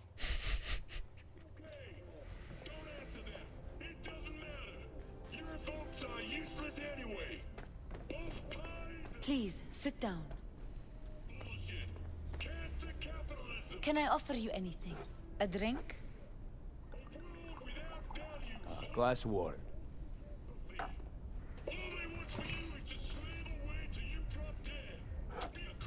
Please.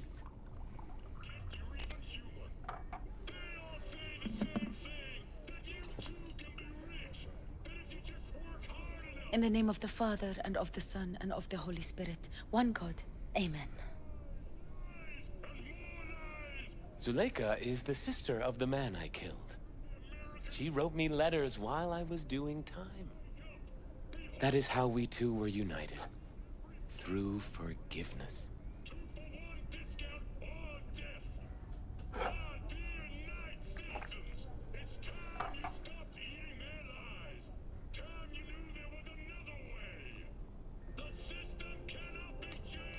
You're the reason Joshua found redemption. It was her letter that started everything. I lost a brother. God gave me another.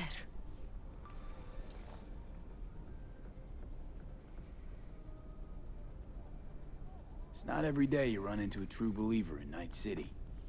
It was Providence that brought you under my roof. We met because of him. Tell me, V, do you believe in God?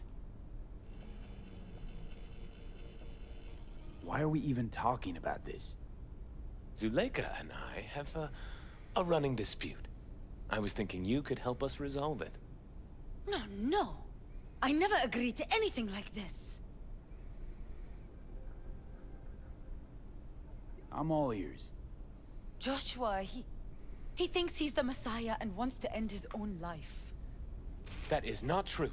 I never said I was any sort of Messiah. Suicide? Do you really think that's what the Lord could ever want from you? It won't be suicide. I still don't get what's happening here, Zuleika. When they put Joshua away, the scream sheets devoted space to him on page 5. But when they discovered he'd found God, suddenly he was on primetime TV.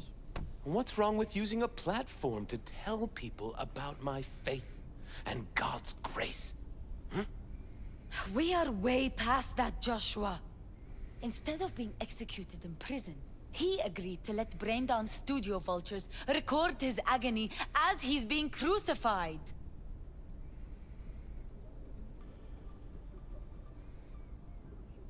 Why the brain dance? What's in it for you? Zuleika transformed me into a child of God. It's time I repaid that debt. I want to bear witness to love's existence, in a manner that all the lost souls on this wretched earth can understand. Why love? If unconditional love exists, then so must God. It's time the world was reminded of His divine presence.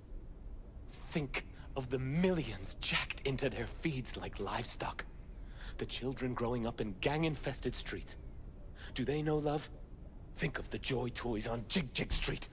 Coked-out corpos in their offices, and murderers who stalk the streets. I want to reach them. I will reach them! And think of paid killers like you, V.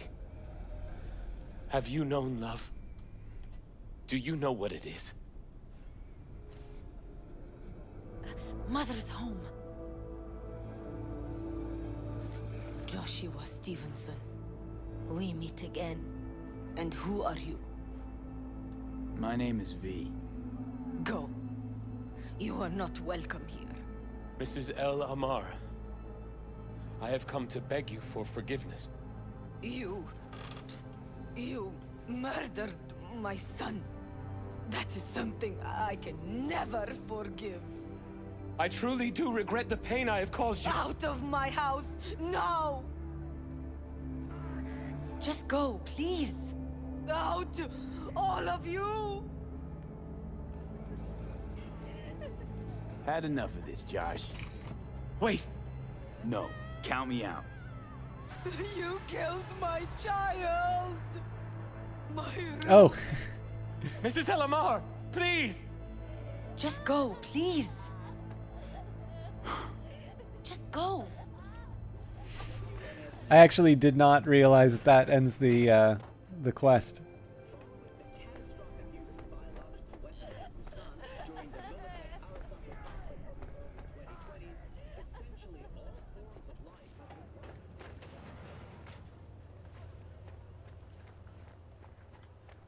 I'm debating on whether or not I should reload. Yeah, you know what? I normally kind of like letting the...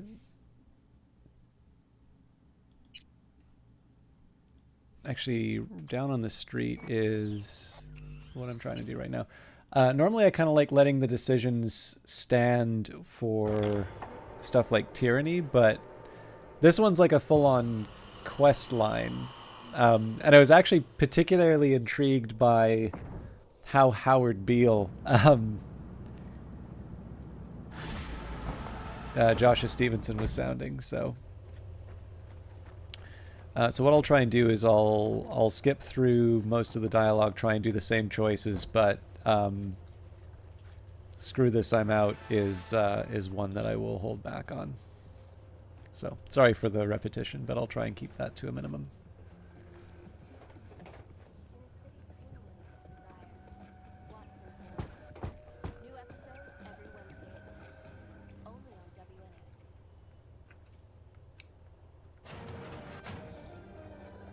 Zuleika? You're... Do you remember... V? V. You are... Recent...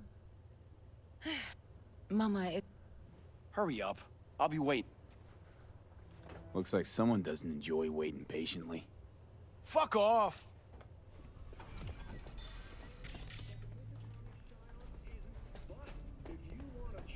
Please, sit down. Can I offer you an... Glass of water.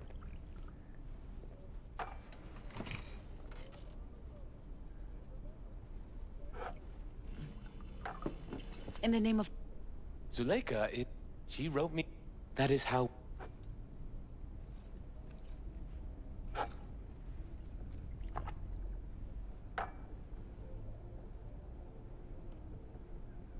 You're the reason... It was her letter. I lost... It's not... It was Tell me, V. Why are we even... Zuleika and I... No.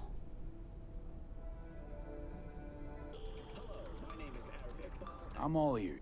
Joshua... That is not true. Suicide. It won't be. I still don't get what's happening here, Zuleika. When they put Joshua away, the scream sheets devoted... But when they discover... What's wrong with... We... Why the brain? Zuleika, I want to be... Why love? If unconditional... Think of the... Think of the joy... And think of paid... Mother's home. Joshua's... My name is V. Go. You are not welcome here. Mrs. El Amar, I have come to beg you for forgiveness. You murdered my son. That is something I can never forgive. I truly do regret the pain I have caused you. Out of my house! No! Just go, please. Out! All of you! We should leave, really. Please, Mrs. Elamar. Murderer! It's okay. Just go. You took my Ruben from me. My I said child, that at the cafeteria my this week. son. Let's go back to the car.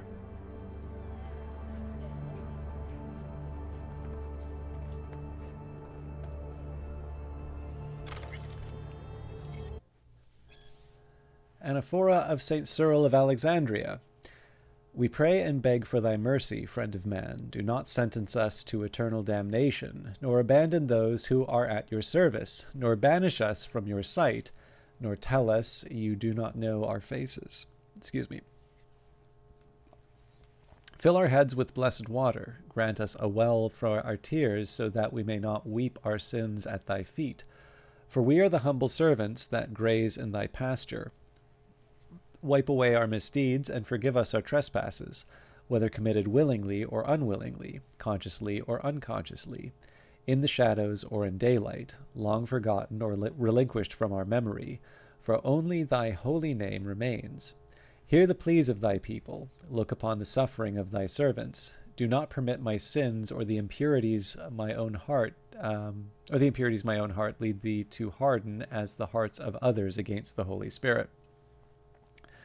One of the things that I do think is kind of interesting on this this particular passage, I'm actually going to see if I can find the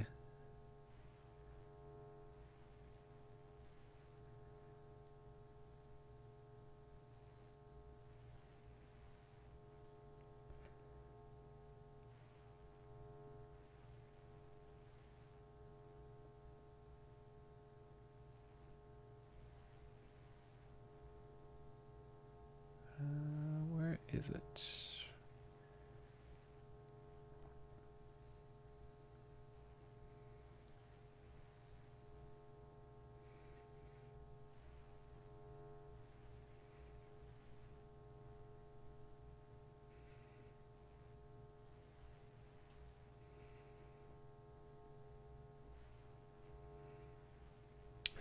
All right, sorry. If you can give me a second, I'm going to get all spiritual here in a second. I'm just going to see if I can get another book off the shelf.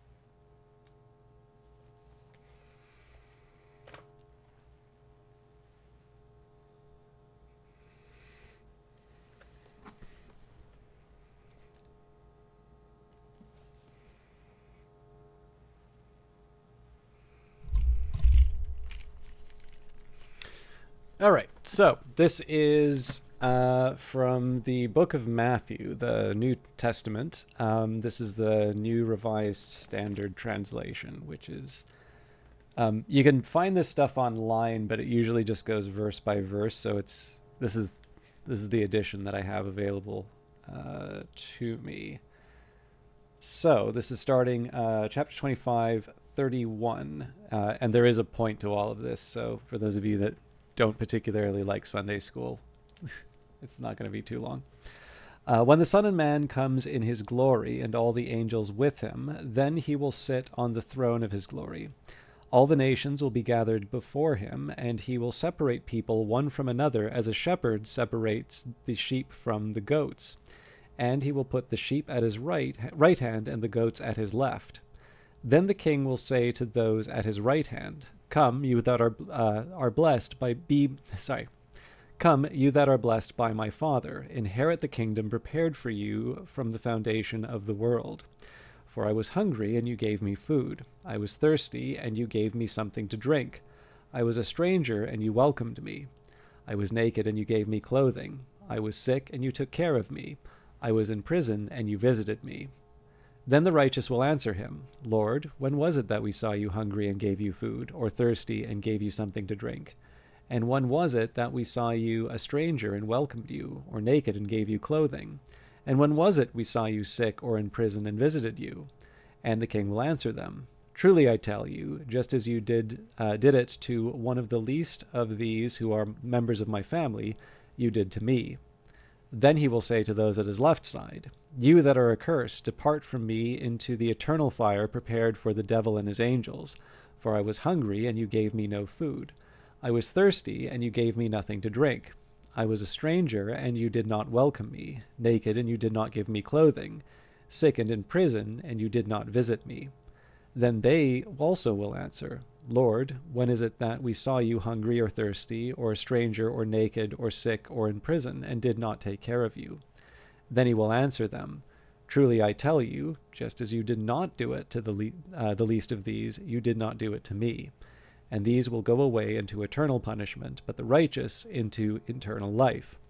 So there's two, it's funny, so this winds up being a passage that is stuck in my mind basically since I first had it. So I did have like a church-going household, so I'm reasonably, it's kind of funny actually, because like for me, I definitely feel that, at least in terms of Canada, we've sort of moved into a more secular frame. And so I think it's probably more unusual to be familiar with Sunday school than not, but I could be wrong on that because of course I just have my own, like I know my own context. But I mean, as far as families going, I would say probably quite conservative, quite religious, and I have at least one member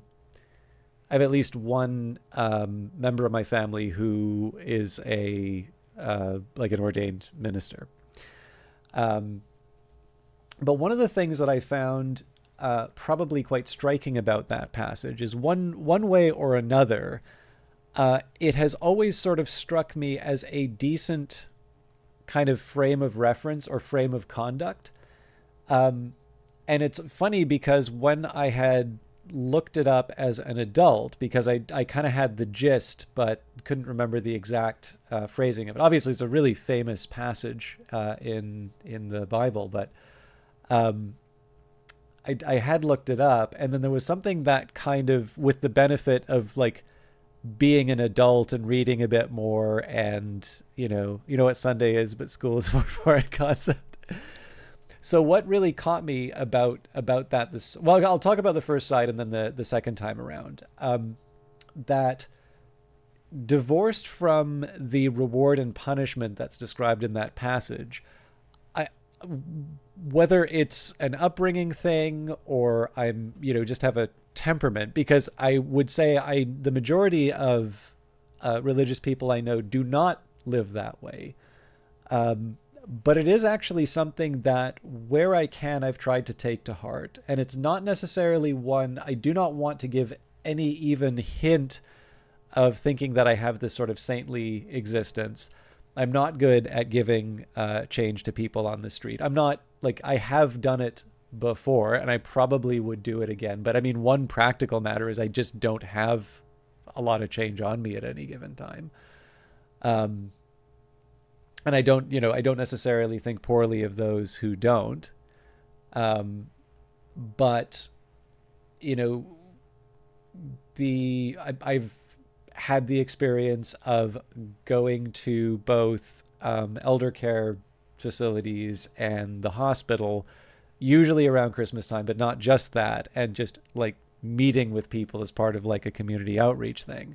I've worked in a thrift store. I've worked in various community services like a food bank and things like that.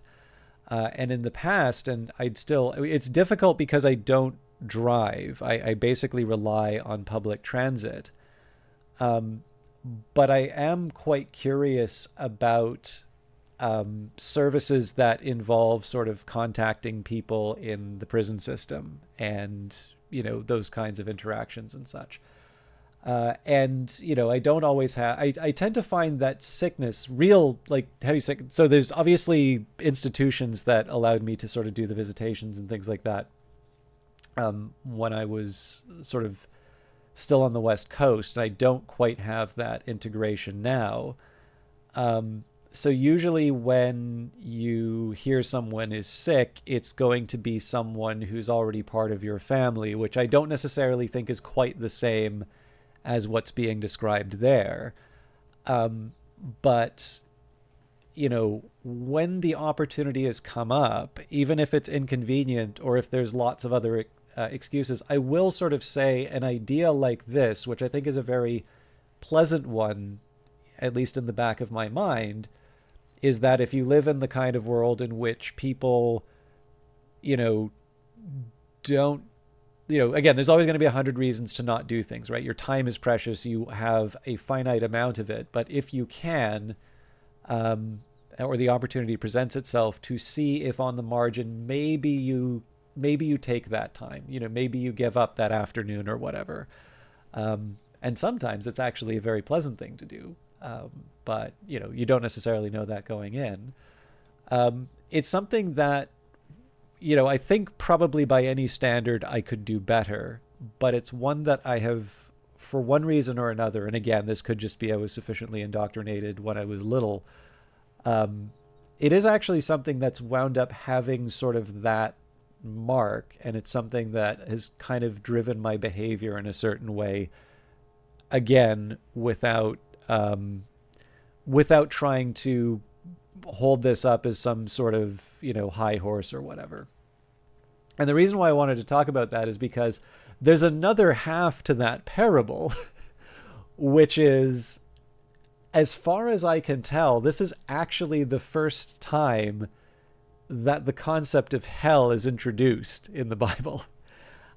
It's gentle Jesus, meek and mild, who's talking about visiting the sick and, those in prison and giving clothes to those who need it and so on. Who's adding that conditional at the end of saying, oh, and by the way, if you don't do it, guess what's waiting for you?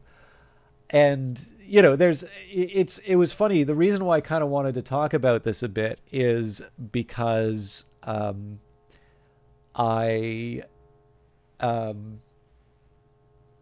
remember again, it's the difference between what you're sort of brought up with, where maybe you don't necessarily,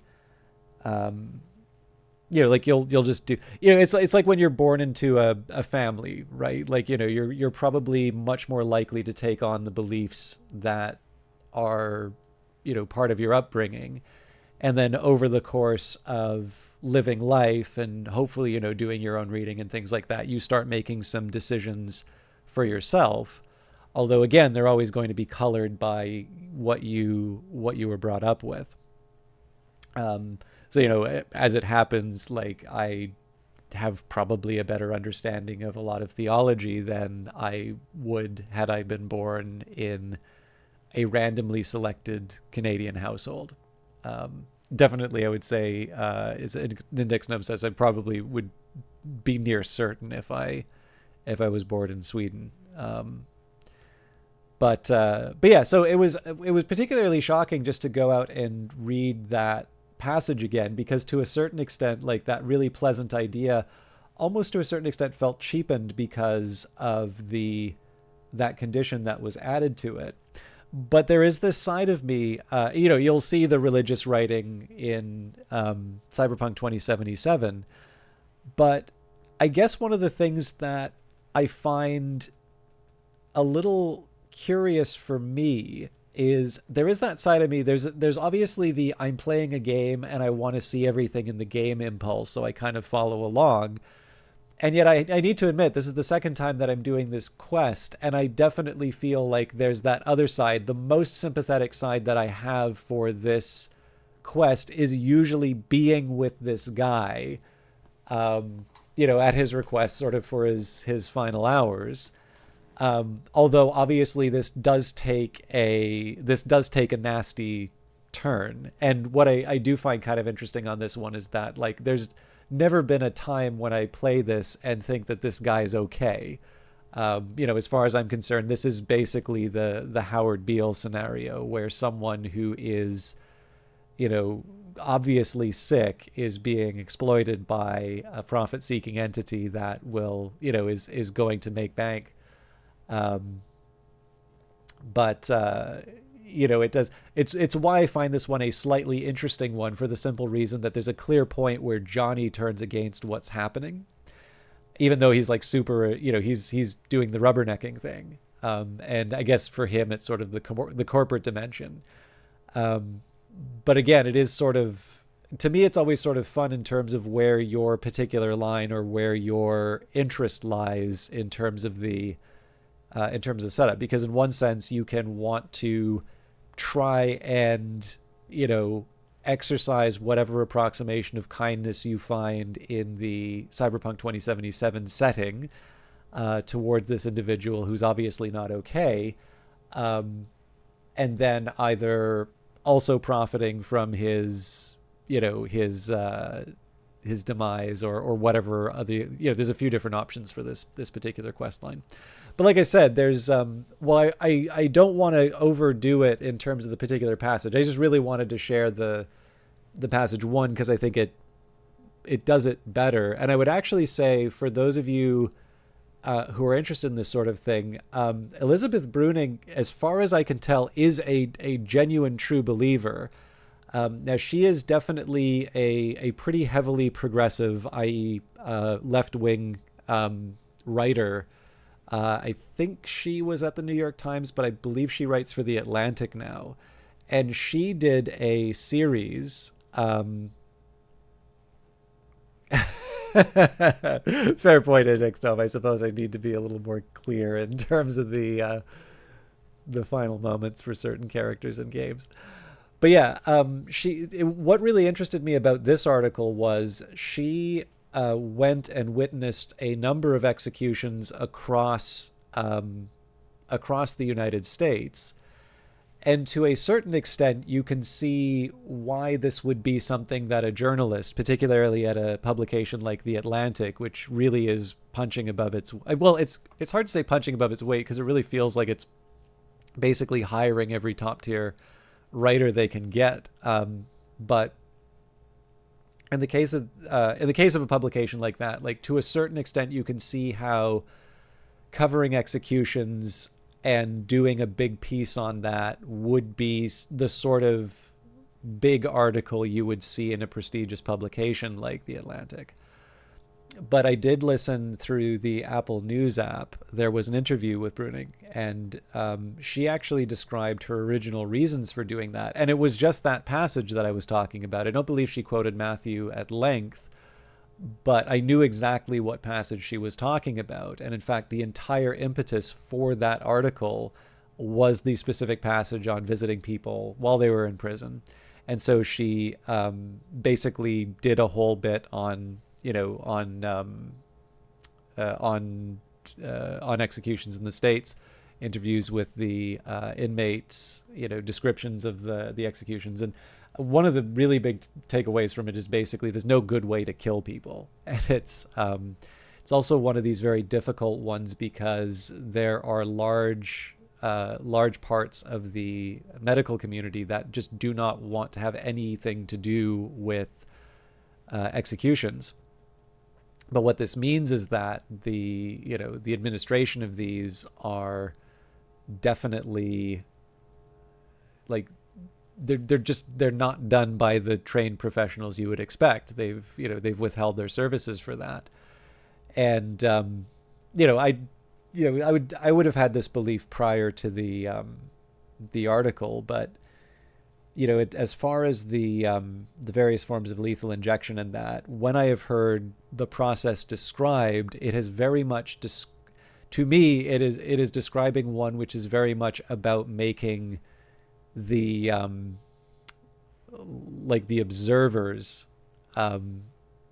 feel comfortable rather than the individual that it is receiving the injection.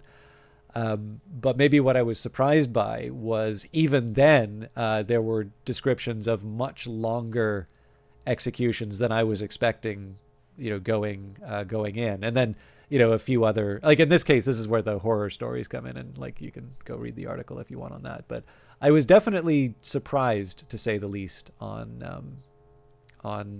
some of these. I had some priors going in that I definitely had been definitely turned out to be false ones. But with that in mind, now that I've decided to go into all the really, the light topics for a stream tonight, it was kind of interesting to me that the same thing that gave me a moment to try and like seek out the Canadian Department of Corrections and see if there was a program for visiting inmates, wound up being the same one that produced an article that I had read. What is the difference between assisted suicide provided by states like the Netherlands and Canada and criminal execution? So, Eric Abu, I would definitely say that the MAID program in Canada is actually quite controversial. I don't really know if I have a good answer for you, but I think one of the big difficulties I have had with the idea of execution is that it has struck me as being very similar, at least the impulses behind it, as being very similar to human sacrifice. That there is this feeling, there's kind of like this need for blood. There needs to be the sense of rightness, right? That there are angry people or angry entities or there's some wrong that needs to be corrected, and it can only be corrected with human blood. And once I had that sort of framing for it, that may be like the problem here is I could be making a caricature, right? But it's actually a framing that I found very hard to escape once it sort of entered into my head. And I think because the weird one for me is that I also, so I don't actually necessarily assign a huge amount of value to human life.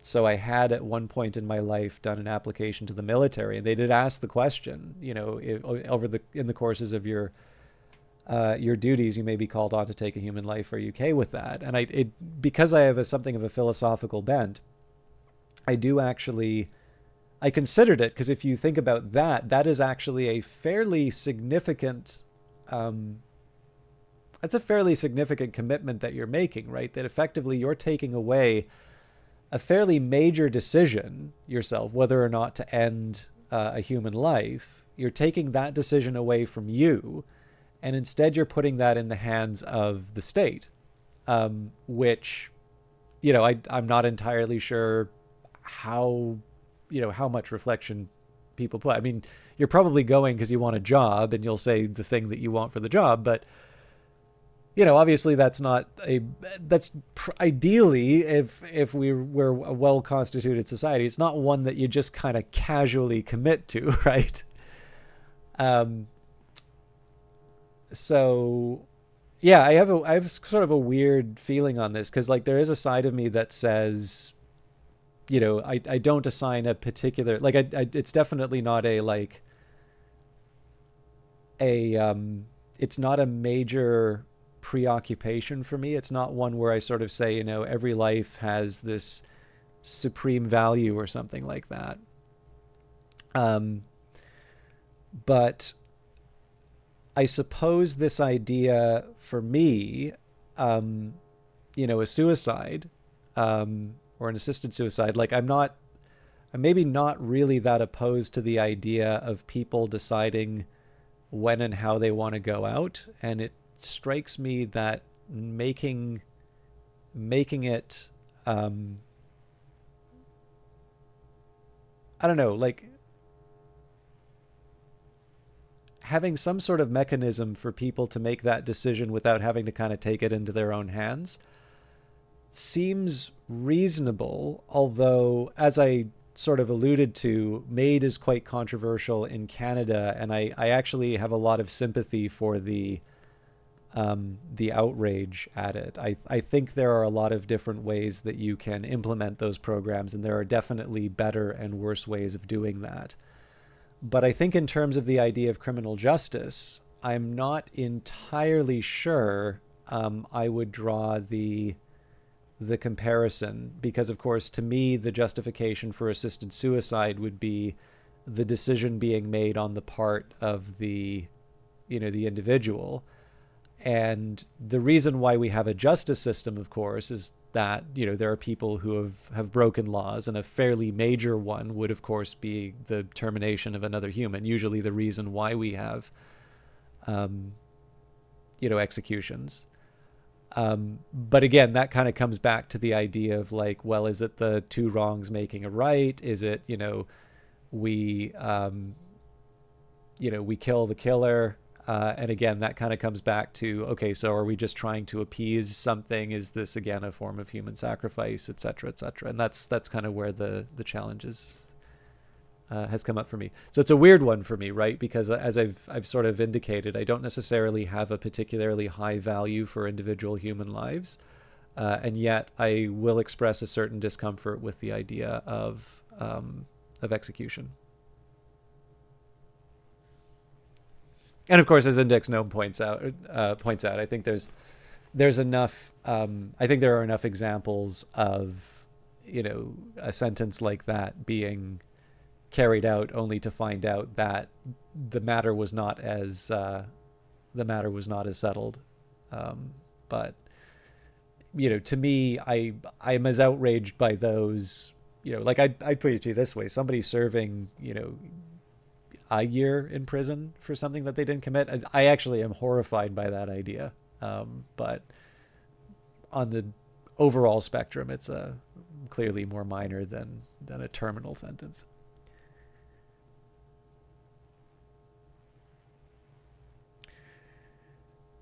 Appeasement or cost? Well, I mean, like if we're just going to turn around and say that it's cheaper to execute people, I mean, it's kind of also saying that the guillotine in the French Revolution is an instrument of fiscal policy, which I actually think would be true, but I don't necessarily think we look back on the Reign of Terror as a model that we would want to emulate.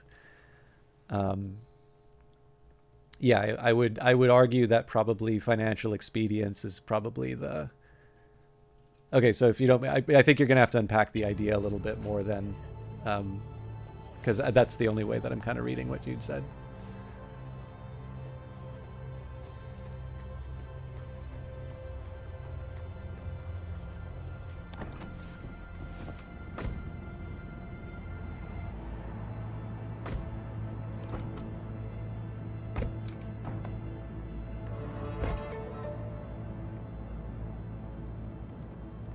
Yeah, I'm inclined to agree, Melemony, although again, for probably my basis would be a bit... I mean, it does seem to be... It's just wish I could have talked to Gloria and explained everything. Probably shouldn't be jumping into this without when there's dialogue about happening. It's a different... also, nice to see you again, Melemony. It's a tricky one because... at least as far as criminal justice is concerned, so much of our system is founded on the idea that, better for, what is it, like 100 guilty men to go free instead of, 100 guilty men to go free than one innocent person to be locked up. I wish I knew the exact phrasing of it. Now, if you go on Twitter, that's the exact opposite of how we're acting. But I am generally very uncomfortable with the way that a good majority of most Twitter justice. Like, what I think one of the biggest ones that I can look at is that in so many of the cases where I find social media commenting on these things, I really get the impression that these are people who want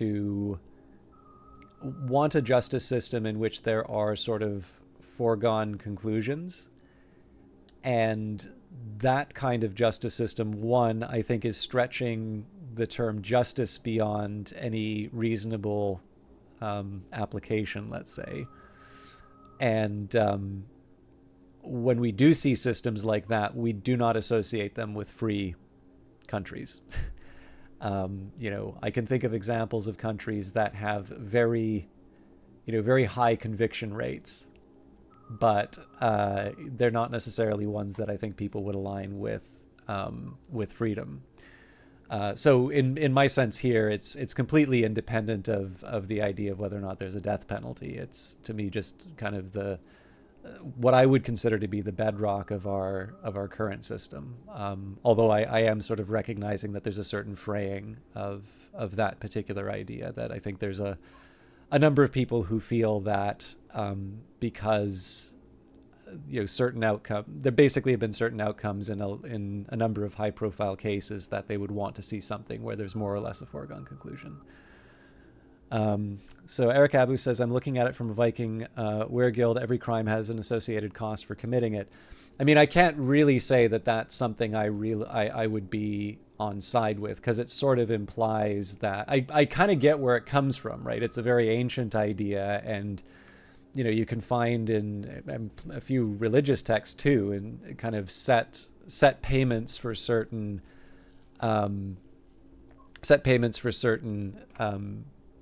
crimes or actions that are taken. And I mean, I think you're talking to an economist, right? So this is like the idea of assigning a dollar penalty to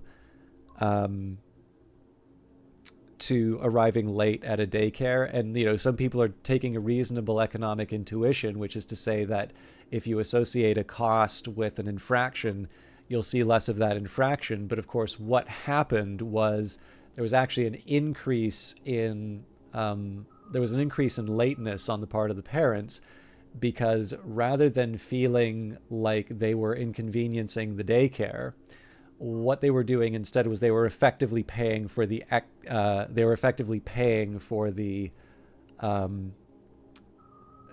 extra time.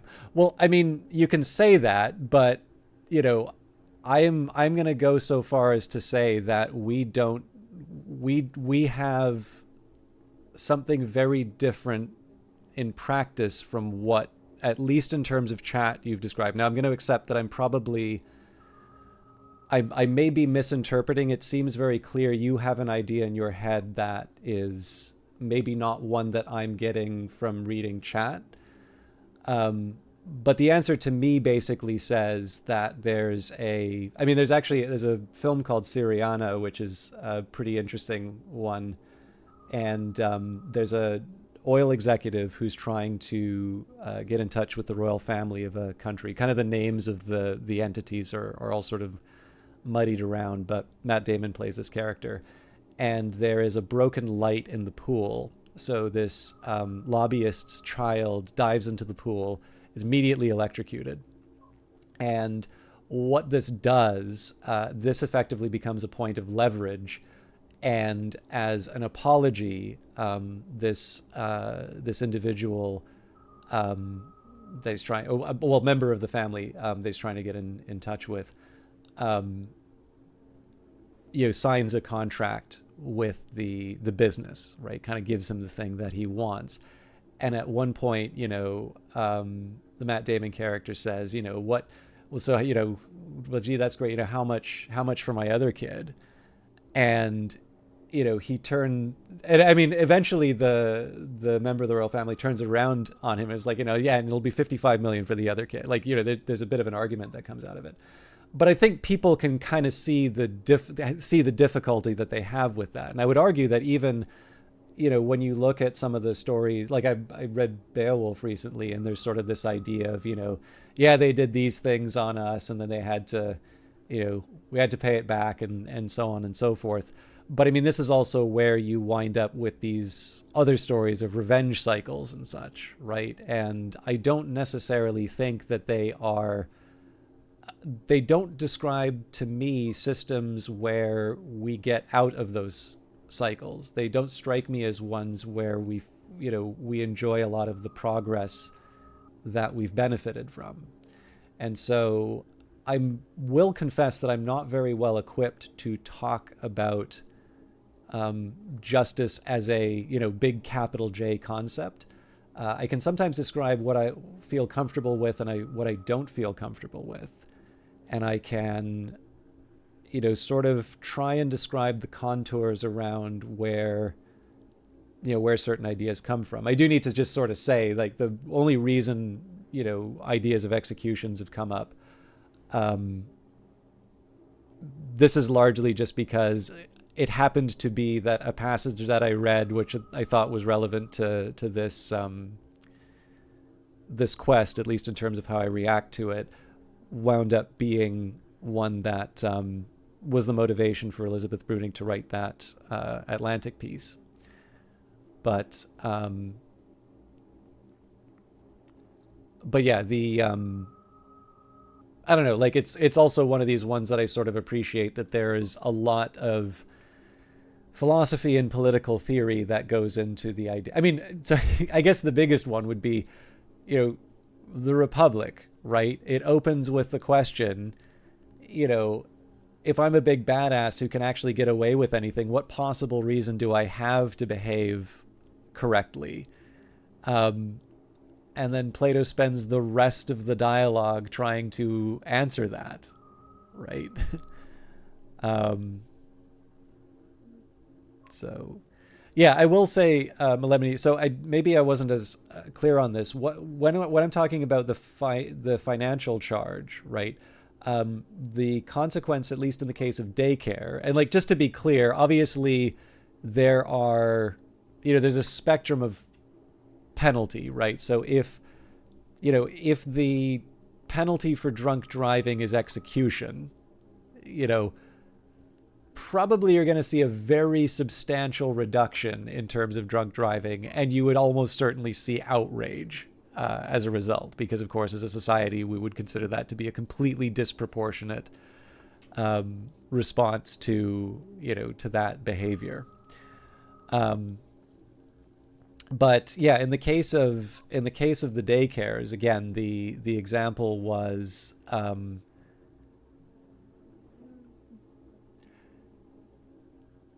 sure, but I mean, you can have sort of a similar, like, in the end, right? If you're making a calculation, this is why I think a lot of infractions also kind of come with points to your license, because obviously if you have some means, then they do become almost suggestions. Although, I mean, with the advent of speeding cameras, I think there's probably a bit more certainty there.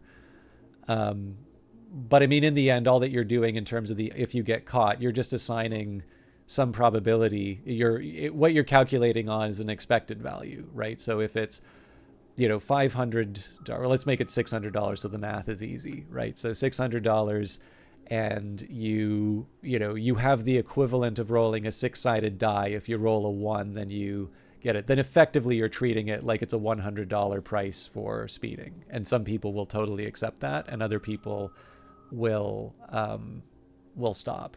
But on the margin, I imagine that one would be especially added to the risk of not being able to drive at all, which of course could be a if not a severing from income, at the very least a severe inconvenience. I would see that as having some more teeth rather than the daycare example.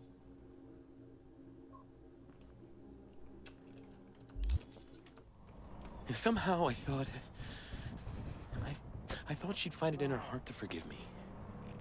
Time to grab a bite to eat. Where are we eating? Pie Z. They do a great cup of coffee. Got a killer cheesecake at Pie Z. I'm lactose intolerant. How about vegan avocado ice cream then? How well do you know the city? Why does it matter? I'm just curious. Happen to like it out here is all. You can't know Night City well, ever. It's always changing, always surprising. Part of its charm. True that. It's nice to be able to have some of the cool dialogue options just to try and move off of some of the heavier stuff.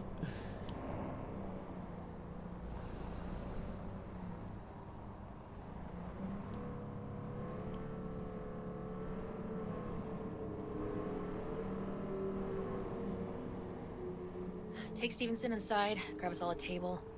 Need a word with our stowaway here. Somebody's in trouble.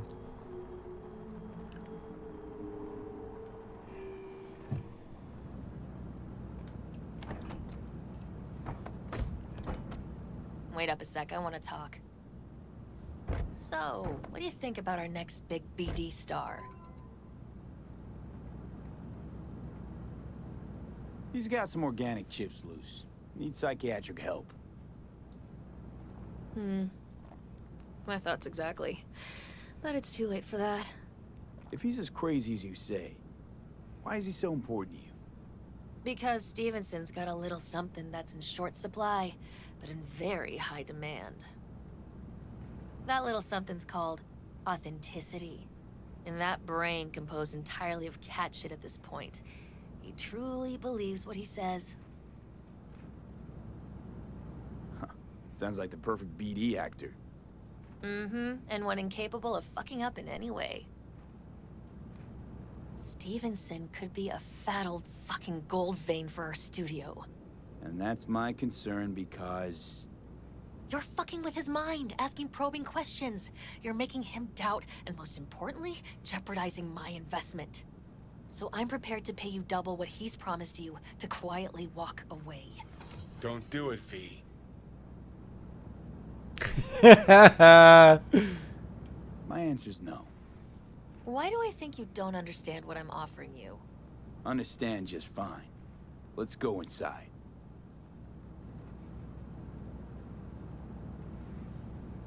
Not bad for a petty merc off the streets. Grown curious how this'll all end. In pain and profit, that's how.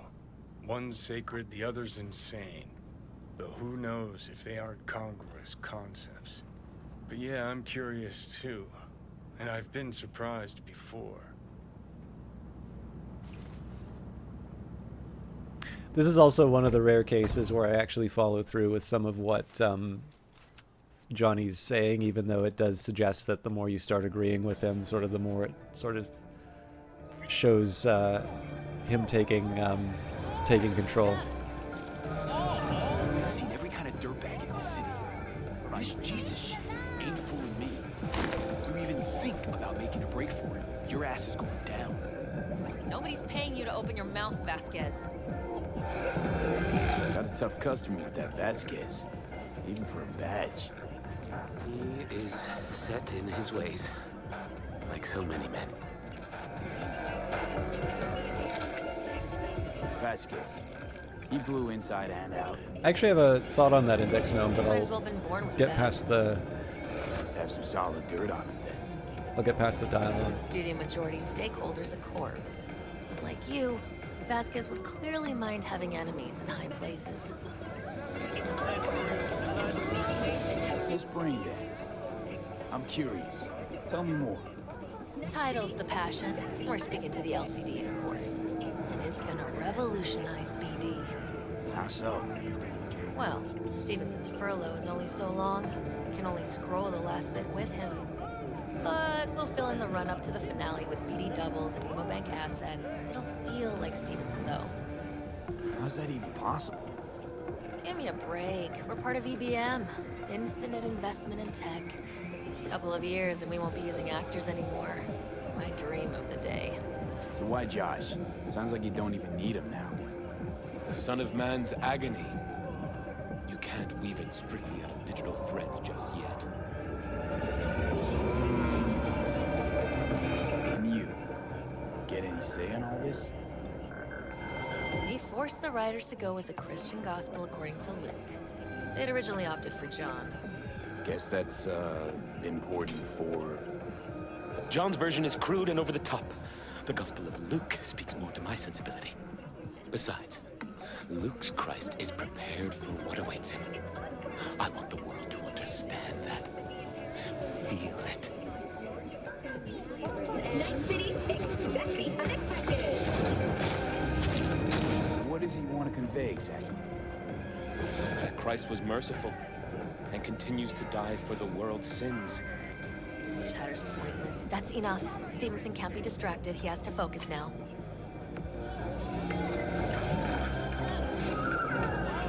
Relax, Rachel.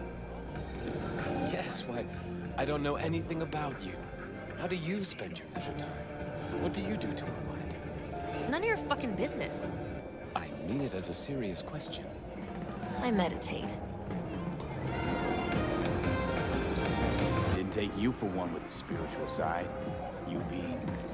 well, you. Know what your problem is, all of you? You refuse to understand that spirituality can only ever be personal. And why the fuck are you here anyway? For the free meal? I'll tell you exactly why. No, I don't give the slimmest shit what you have to say. Ugh, all this talk about grace and salvation and transformation. I can puke. Take it from a beady producer? Religion's an elaborate lie. All of them. But, Rachel... No, we're done for the day. Finish your meal, we'll put you up at the studio. And you, get lost. We'll get your fee soon. Goodbye, V. I am truly glad to have met you. That's exactly right, Ziggy. Complete props. Really well played, Dad. What do you make of it all? Guy just might be the biggest nut job I've ever seen. But it's still corporate exploitation.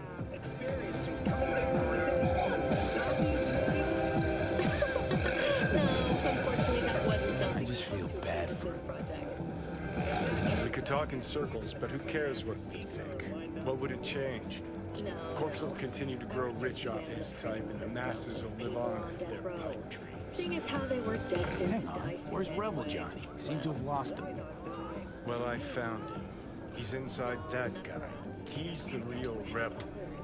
Make up your mind, which is it? Nutjob or Messiah? He's fucked in the head. The world's fucked in the head. And you're fucked in the head because my fucked up head is inside it. Guess if you want to save the world, that's the first step. Get fucked in the head. What do you think? God exists? Fuck. Kill me. Come on, serious question. What? Why? So you flatlined, then got your beat back. Don't tell me that's left you wondering if a construct can even be saved. We're always eager to make sequels. I just hope we have enough. Gonna tell me you don't think about being a digital psychic? Possible consequences thereof. Really? I mean, are you already dead? Or alive till the last existing digighost of you is shredded? Meaning, like, am I gonna ascend to digi-heaven? Descent to digi-hell's more likely. But yeah, there is life after death. Does Silverhand already live in the afterlife? And I'm talking to his animated epitaph? I don't give it an ounce of thought. Surprise. To me, I'm just that. Me. No netherworld, no happy wonder world, just duped digital psychics. Truth is, I died and rose again. Plain and simple. So what was that? A miracle? What's it making? A messiah, a phoenix, or a factory-restored early model archer? Got no fucking idea what it was. And neither do you. Tell you exactly what brought you back. A clever bit of corporate tech. If there's a true messiah among us, I'll tell you who it is. Saburo Arasaka. One you'd summarily execute if you ran into him. See, that's why I'm me and you're you. You drop to your knees before gods. I drop them, pop them right between the eyes. fuck today. Just kinda unreal. But reality beckons. Come on, we got places to trash.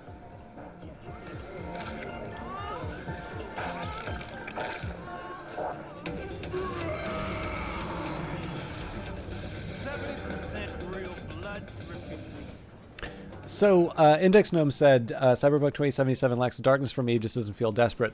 So, one of the things I will actually say that sort of works for me for this game is the decision to sort of go with the very vibrant world that they did. And I know that's probably not exactly what you are referring to there, but I do actually think it's kind of interesting in two senses. One, this is a game, at least in terms of Cyberpunk 2020. I actually think I should take a look. I should probably take a look at the the Cyberpunk Red one, and I kind of do, just because there is a. I want to specifically figure this out in terms of the timelines, because I think there's actually an implication in terms of when this takes place.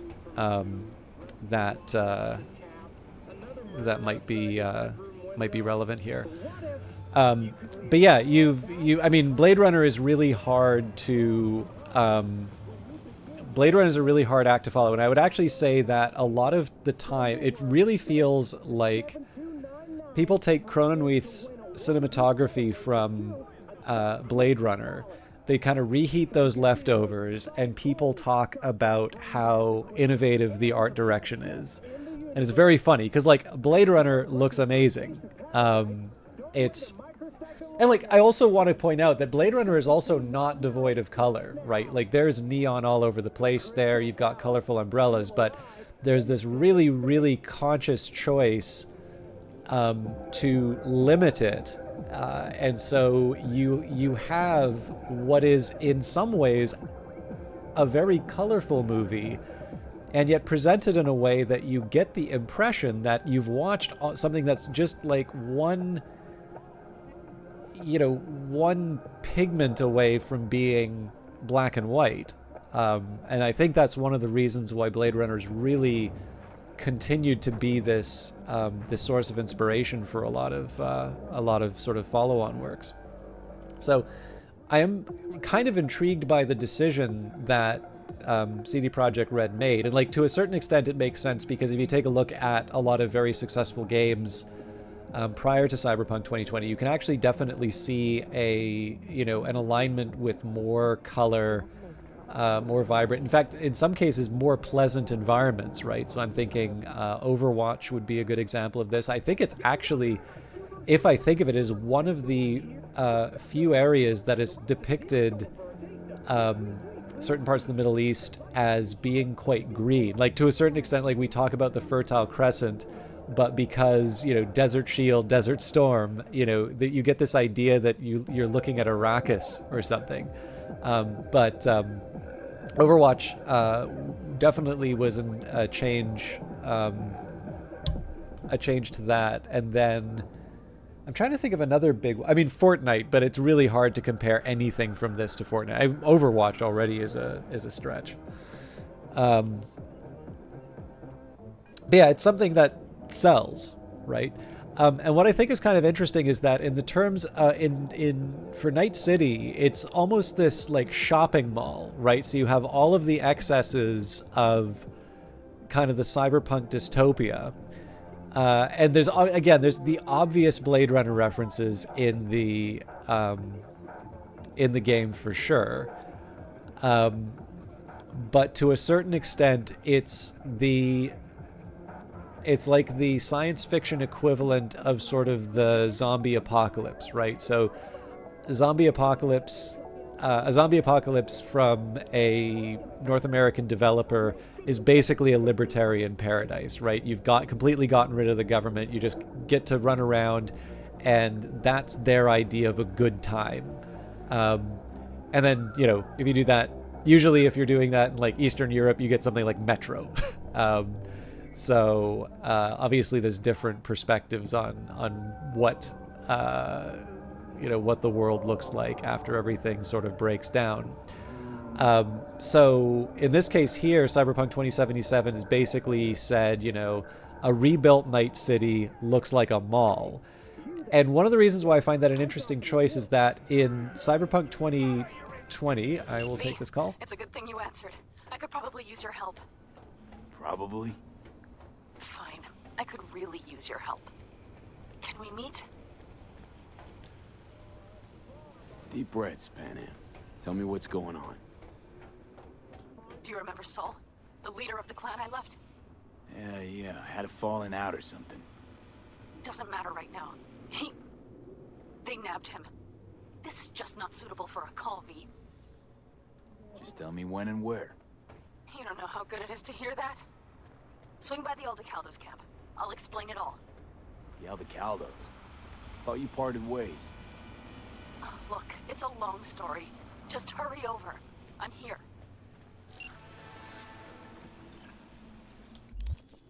I did want to try and finish the idea here.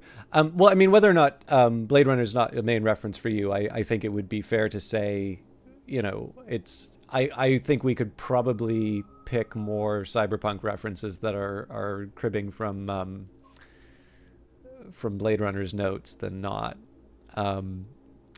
But what I kind of wanted to say. It is an interesting choice to me just simply because I know in the 2020 book it actually discouraged you from playing the game on sunny days. It basically says like go outside and enjoy the day if you have it. If you have that weather, like wait until it's sort of rainy and miserable and put the right music on, for the tone and all of that. And so it's obviously a really interesting choice that they wanted to make some sort of faithful adaptation of the source material. While, creating something that looks quite different from what you would imagine from the Cyberpunk book.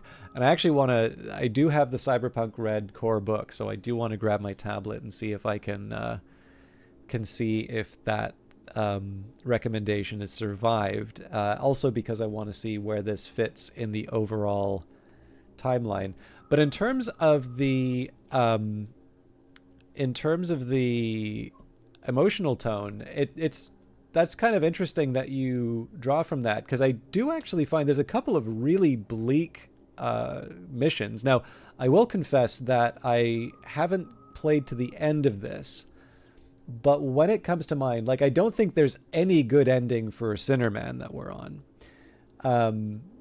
And the Paralysis, I think the Paralysis story is one of the ones that left me feeling quite uncomfortable. That is one that I remember thinking that was definitely a particular tone where I wasn't like I definitely wasn't really comfortable with how that went, but also obviously acknowledged that was sort of me imposing an expectation that I get to be the hero and fix everything, and that was very clearly a situation that was unfixable, and that there were basically forces far beyond what I could conceive of, and that I'd better get used to that. But because I'm curious now, sorry, I won't take any breaks, but I am going to go and get my final reference for the day.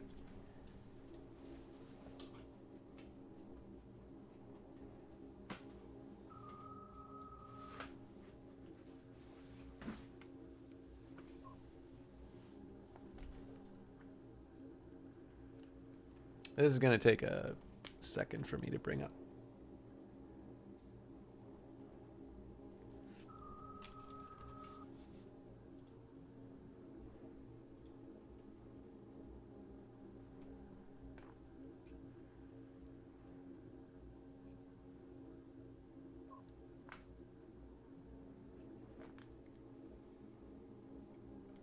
My VPN is usually the guilty party when this stuff doesn't work out.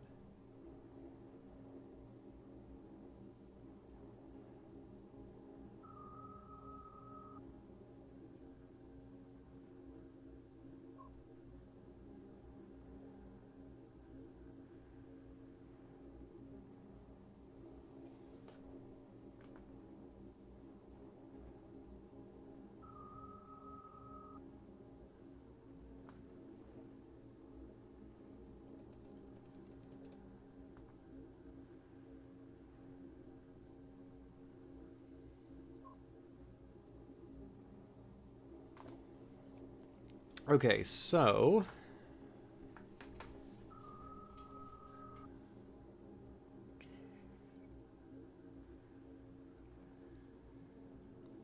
definitely references 2077.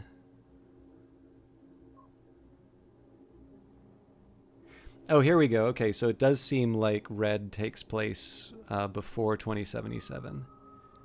The neon streets of Night City are still there, but there are lots of new players and new challenges waiting in the shadows. In addition, Red allows us to create something unparalleled in gaming history, a tabletop RPG that serves as the perfect on-ramp for the expanded and far future. Oh wait, that of the Cyberpunk 2077 arc. So technically, that could mean far future, as in it's 2077. But I'm pretty sure Red takes place before the events of 2077. So Never Fade Away is the opening story, which is 2013. I believe that is Johnny blowing up Arasaka headquarters.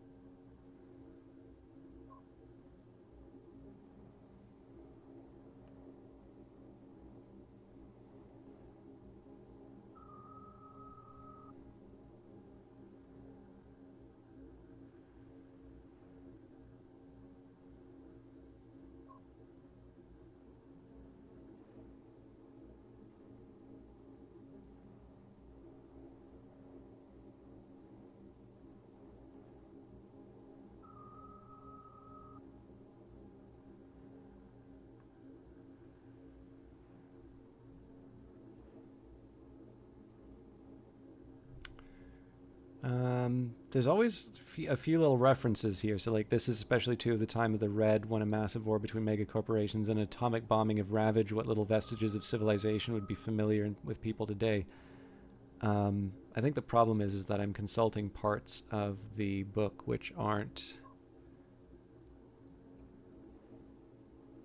Let me see if I can find the contents again. So, Fall of the Towers, maybe?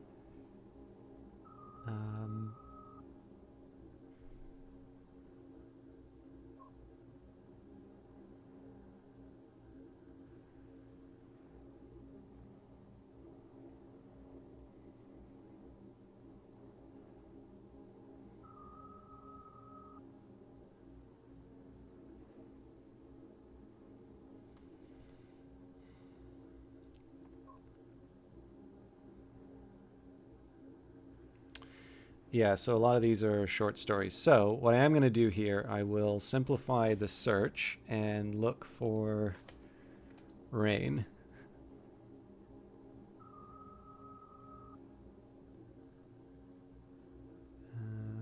Okay. Sunny. Sun.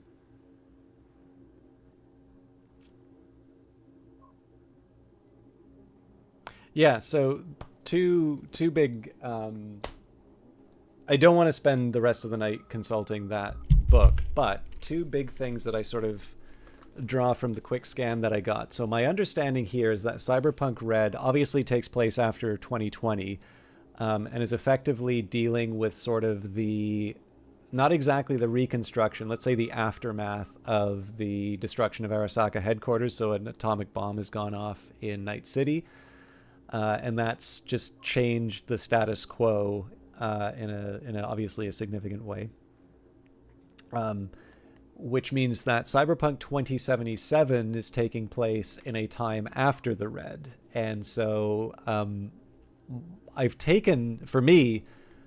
always taken that as being about the reconstruction of Night City. And that's why it is actually quite vibrant, because effectively the time of the overt gloom in terms of the look is actually over.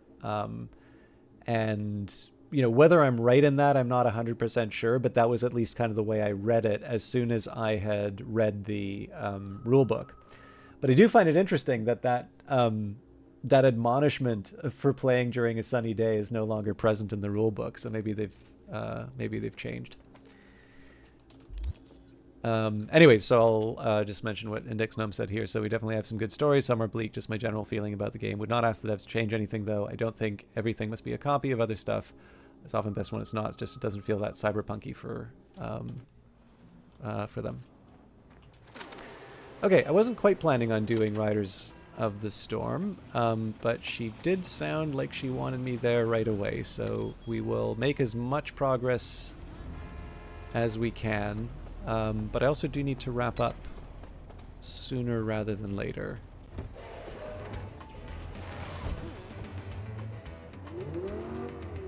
I also don't know why it really wants me to go first person in this thing.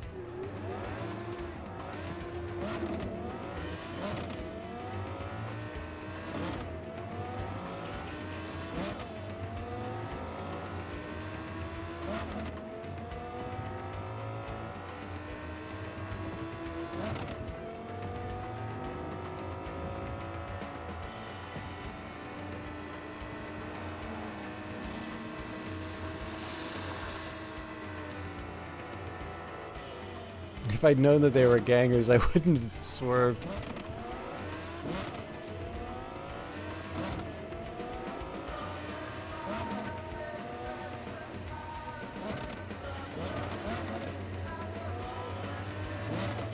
If I recall correctly, actually, I believe between me finishing my last session of Cyberpunk, and I went the wrong way,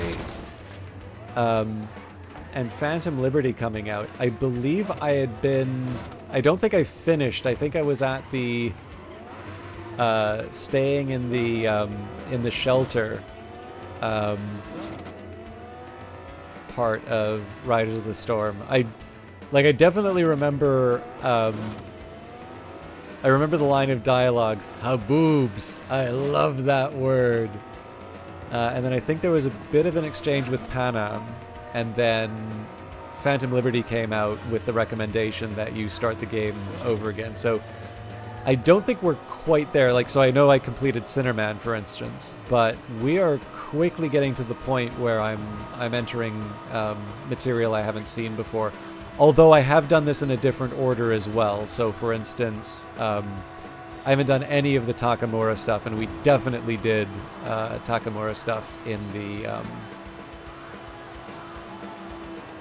in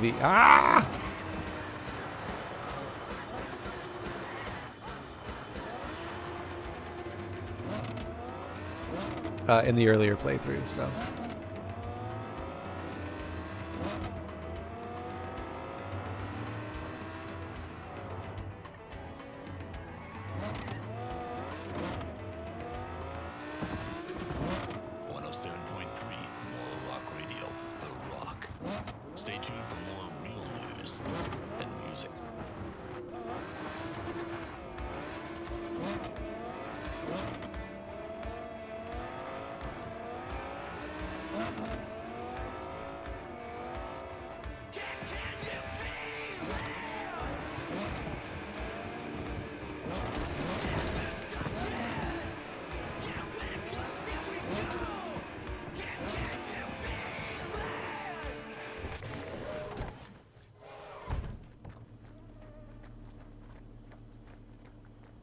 V, it's good you're here. Had no idea you and the Aldecaldos had made up. They continue to grind my gears something terrible. But, you know... They're family. Exactly. What happened? Spit it out. The Wraiths took Saul. The Brickbrain ventured out with a small patrol and never came back. Sure it was Wraiths? We've been observing their camp. We know they're holding prisoners, including someone important. We need to free Saul. I don't know why, but I felt I could count on you. Always, Pan Am. You and me are chums. Thought that was clear. Careful, or I'll start believing that. You won't be able to get rid of me. I'll survive, I'm sure. Whatever goodwill you might feel, I'm sure you won't turn down one of the best sniper rifles on the West Coast. A Tektronica Grad. You saw it in action already. That and the gratitude of the Caldos. Sounds fancy. Once you have it in hand, fancy all of a sudden becomes kick-ass. Let's go. Mitch will walk you through the details. It occurs to me, actually, it was a really stupid idea for me to start this mission here, because this is a long one. So, I think I'm actually just going to call it here. I'm sorry to do so so abruptly, but I also think it's probably not a bad idea for me to... the earlier in this mission I can wrap things up, the less confused I'm going to be when I play this, you know, let's say a week from now. But what I will do is go to the main menu and see if we can find someone to host tonight.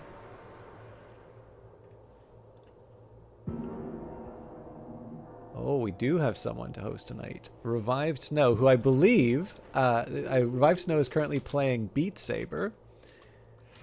And actually did do a Cyberpunk song, no less, when last time we did it. So I feel like it's particularly appropriate to share.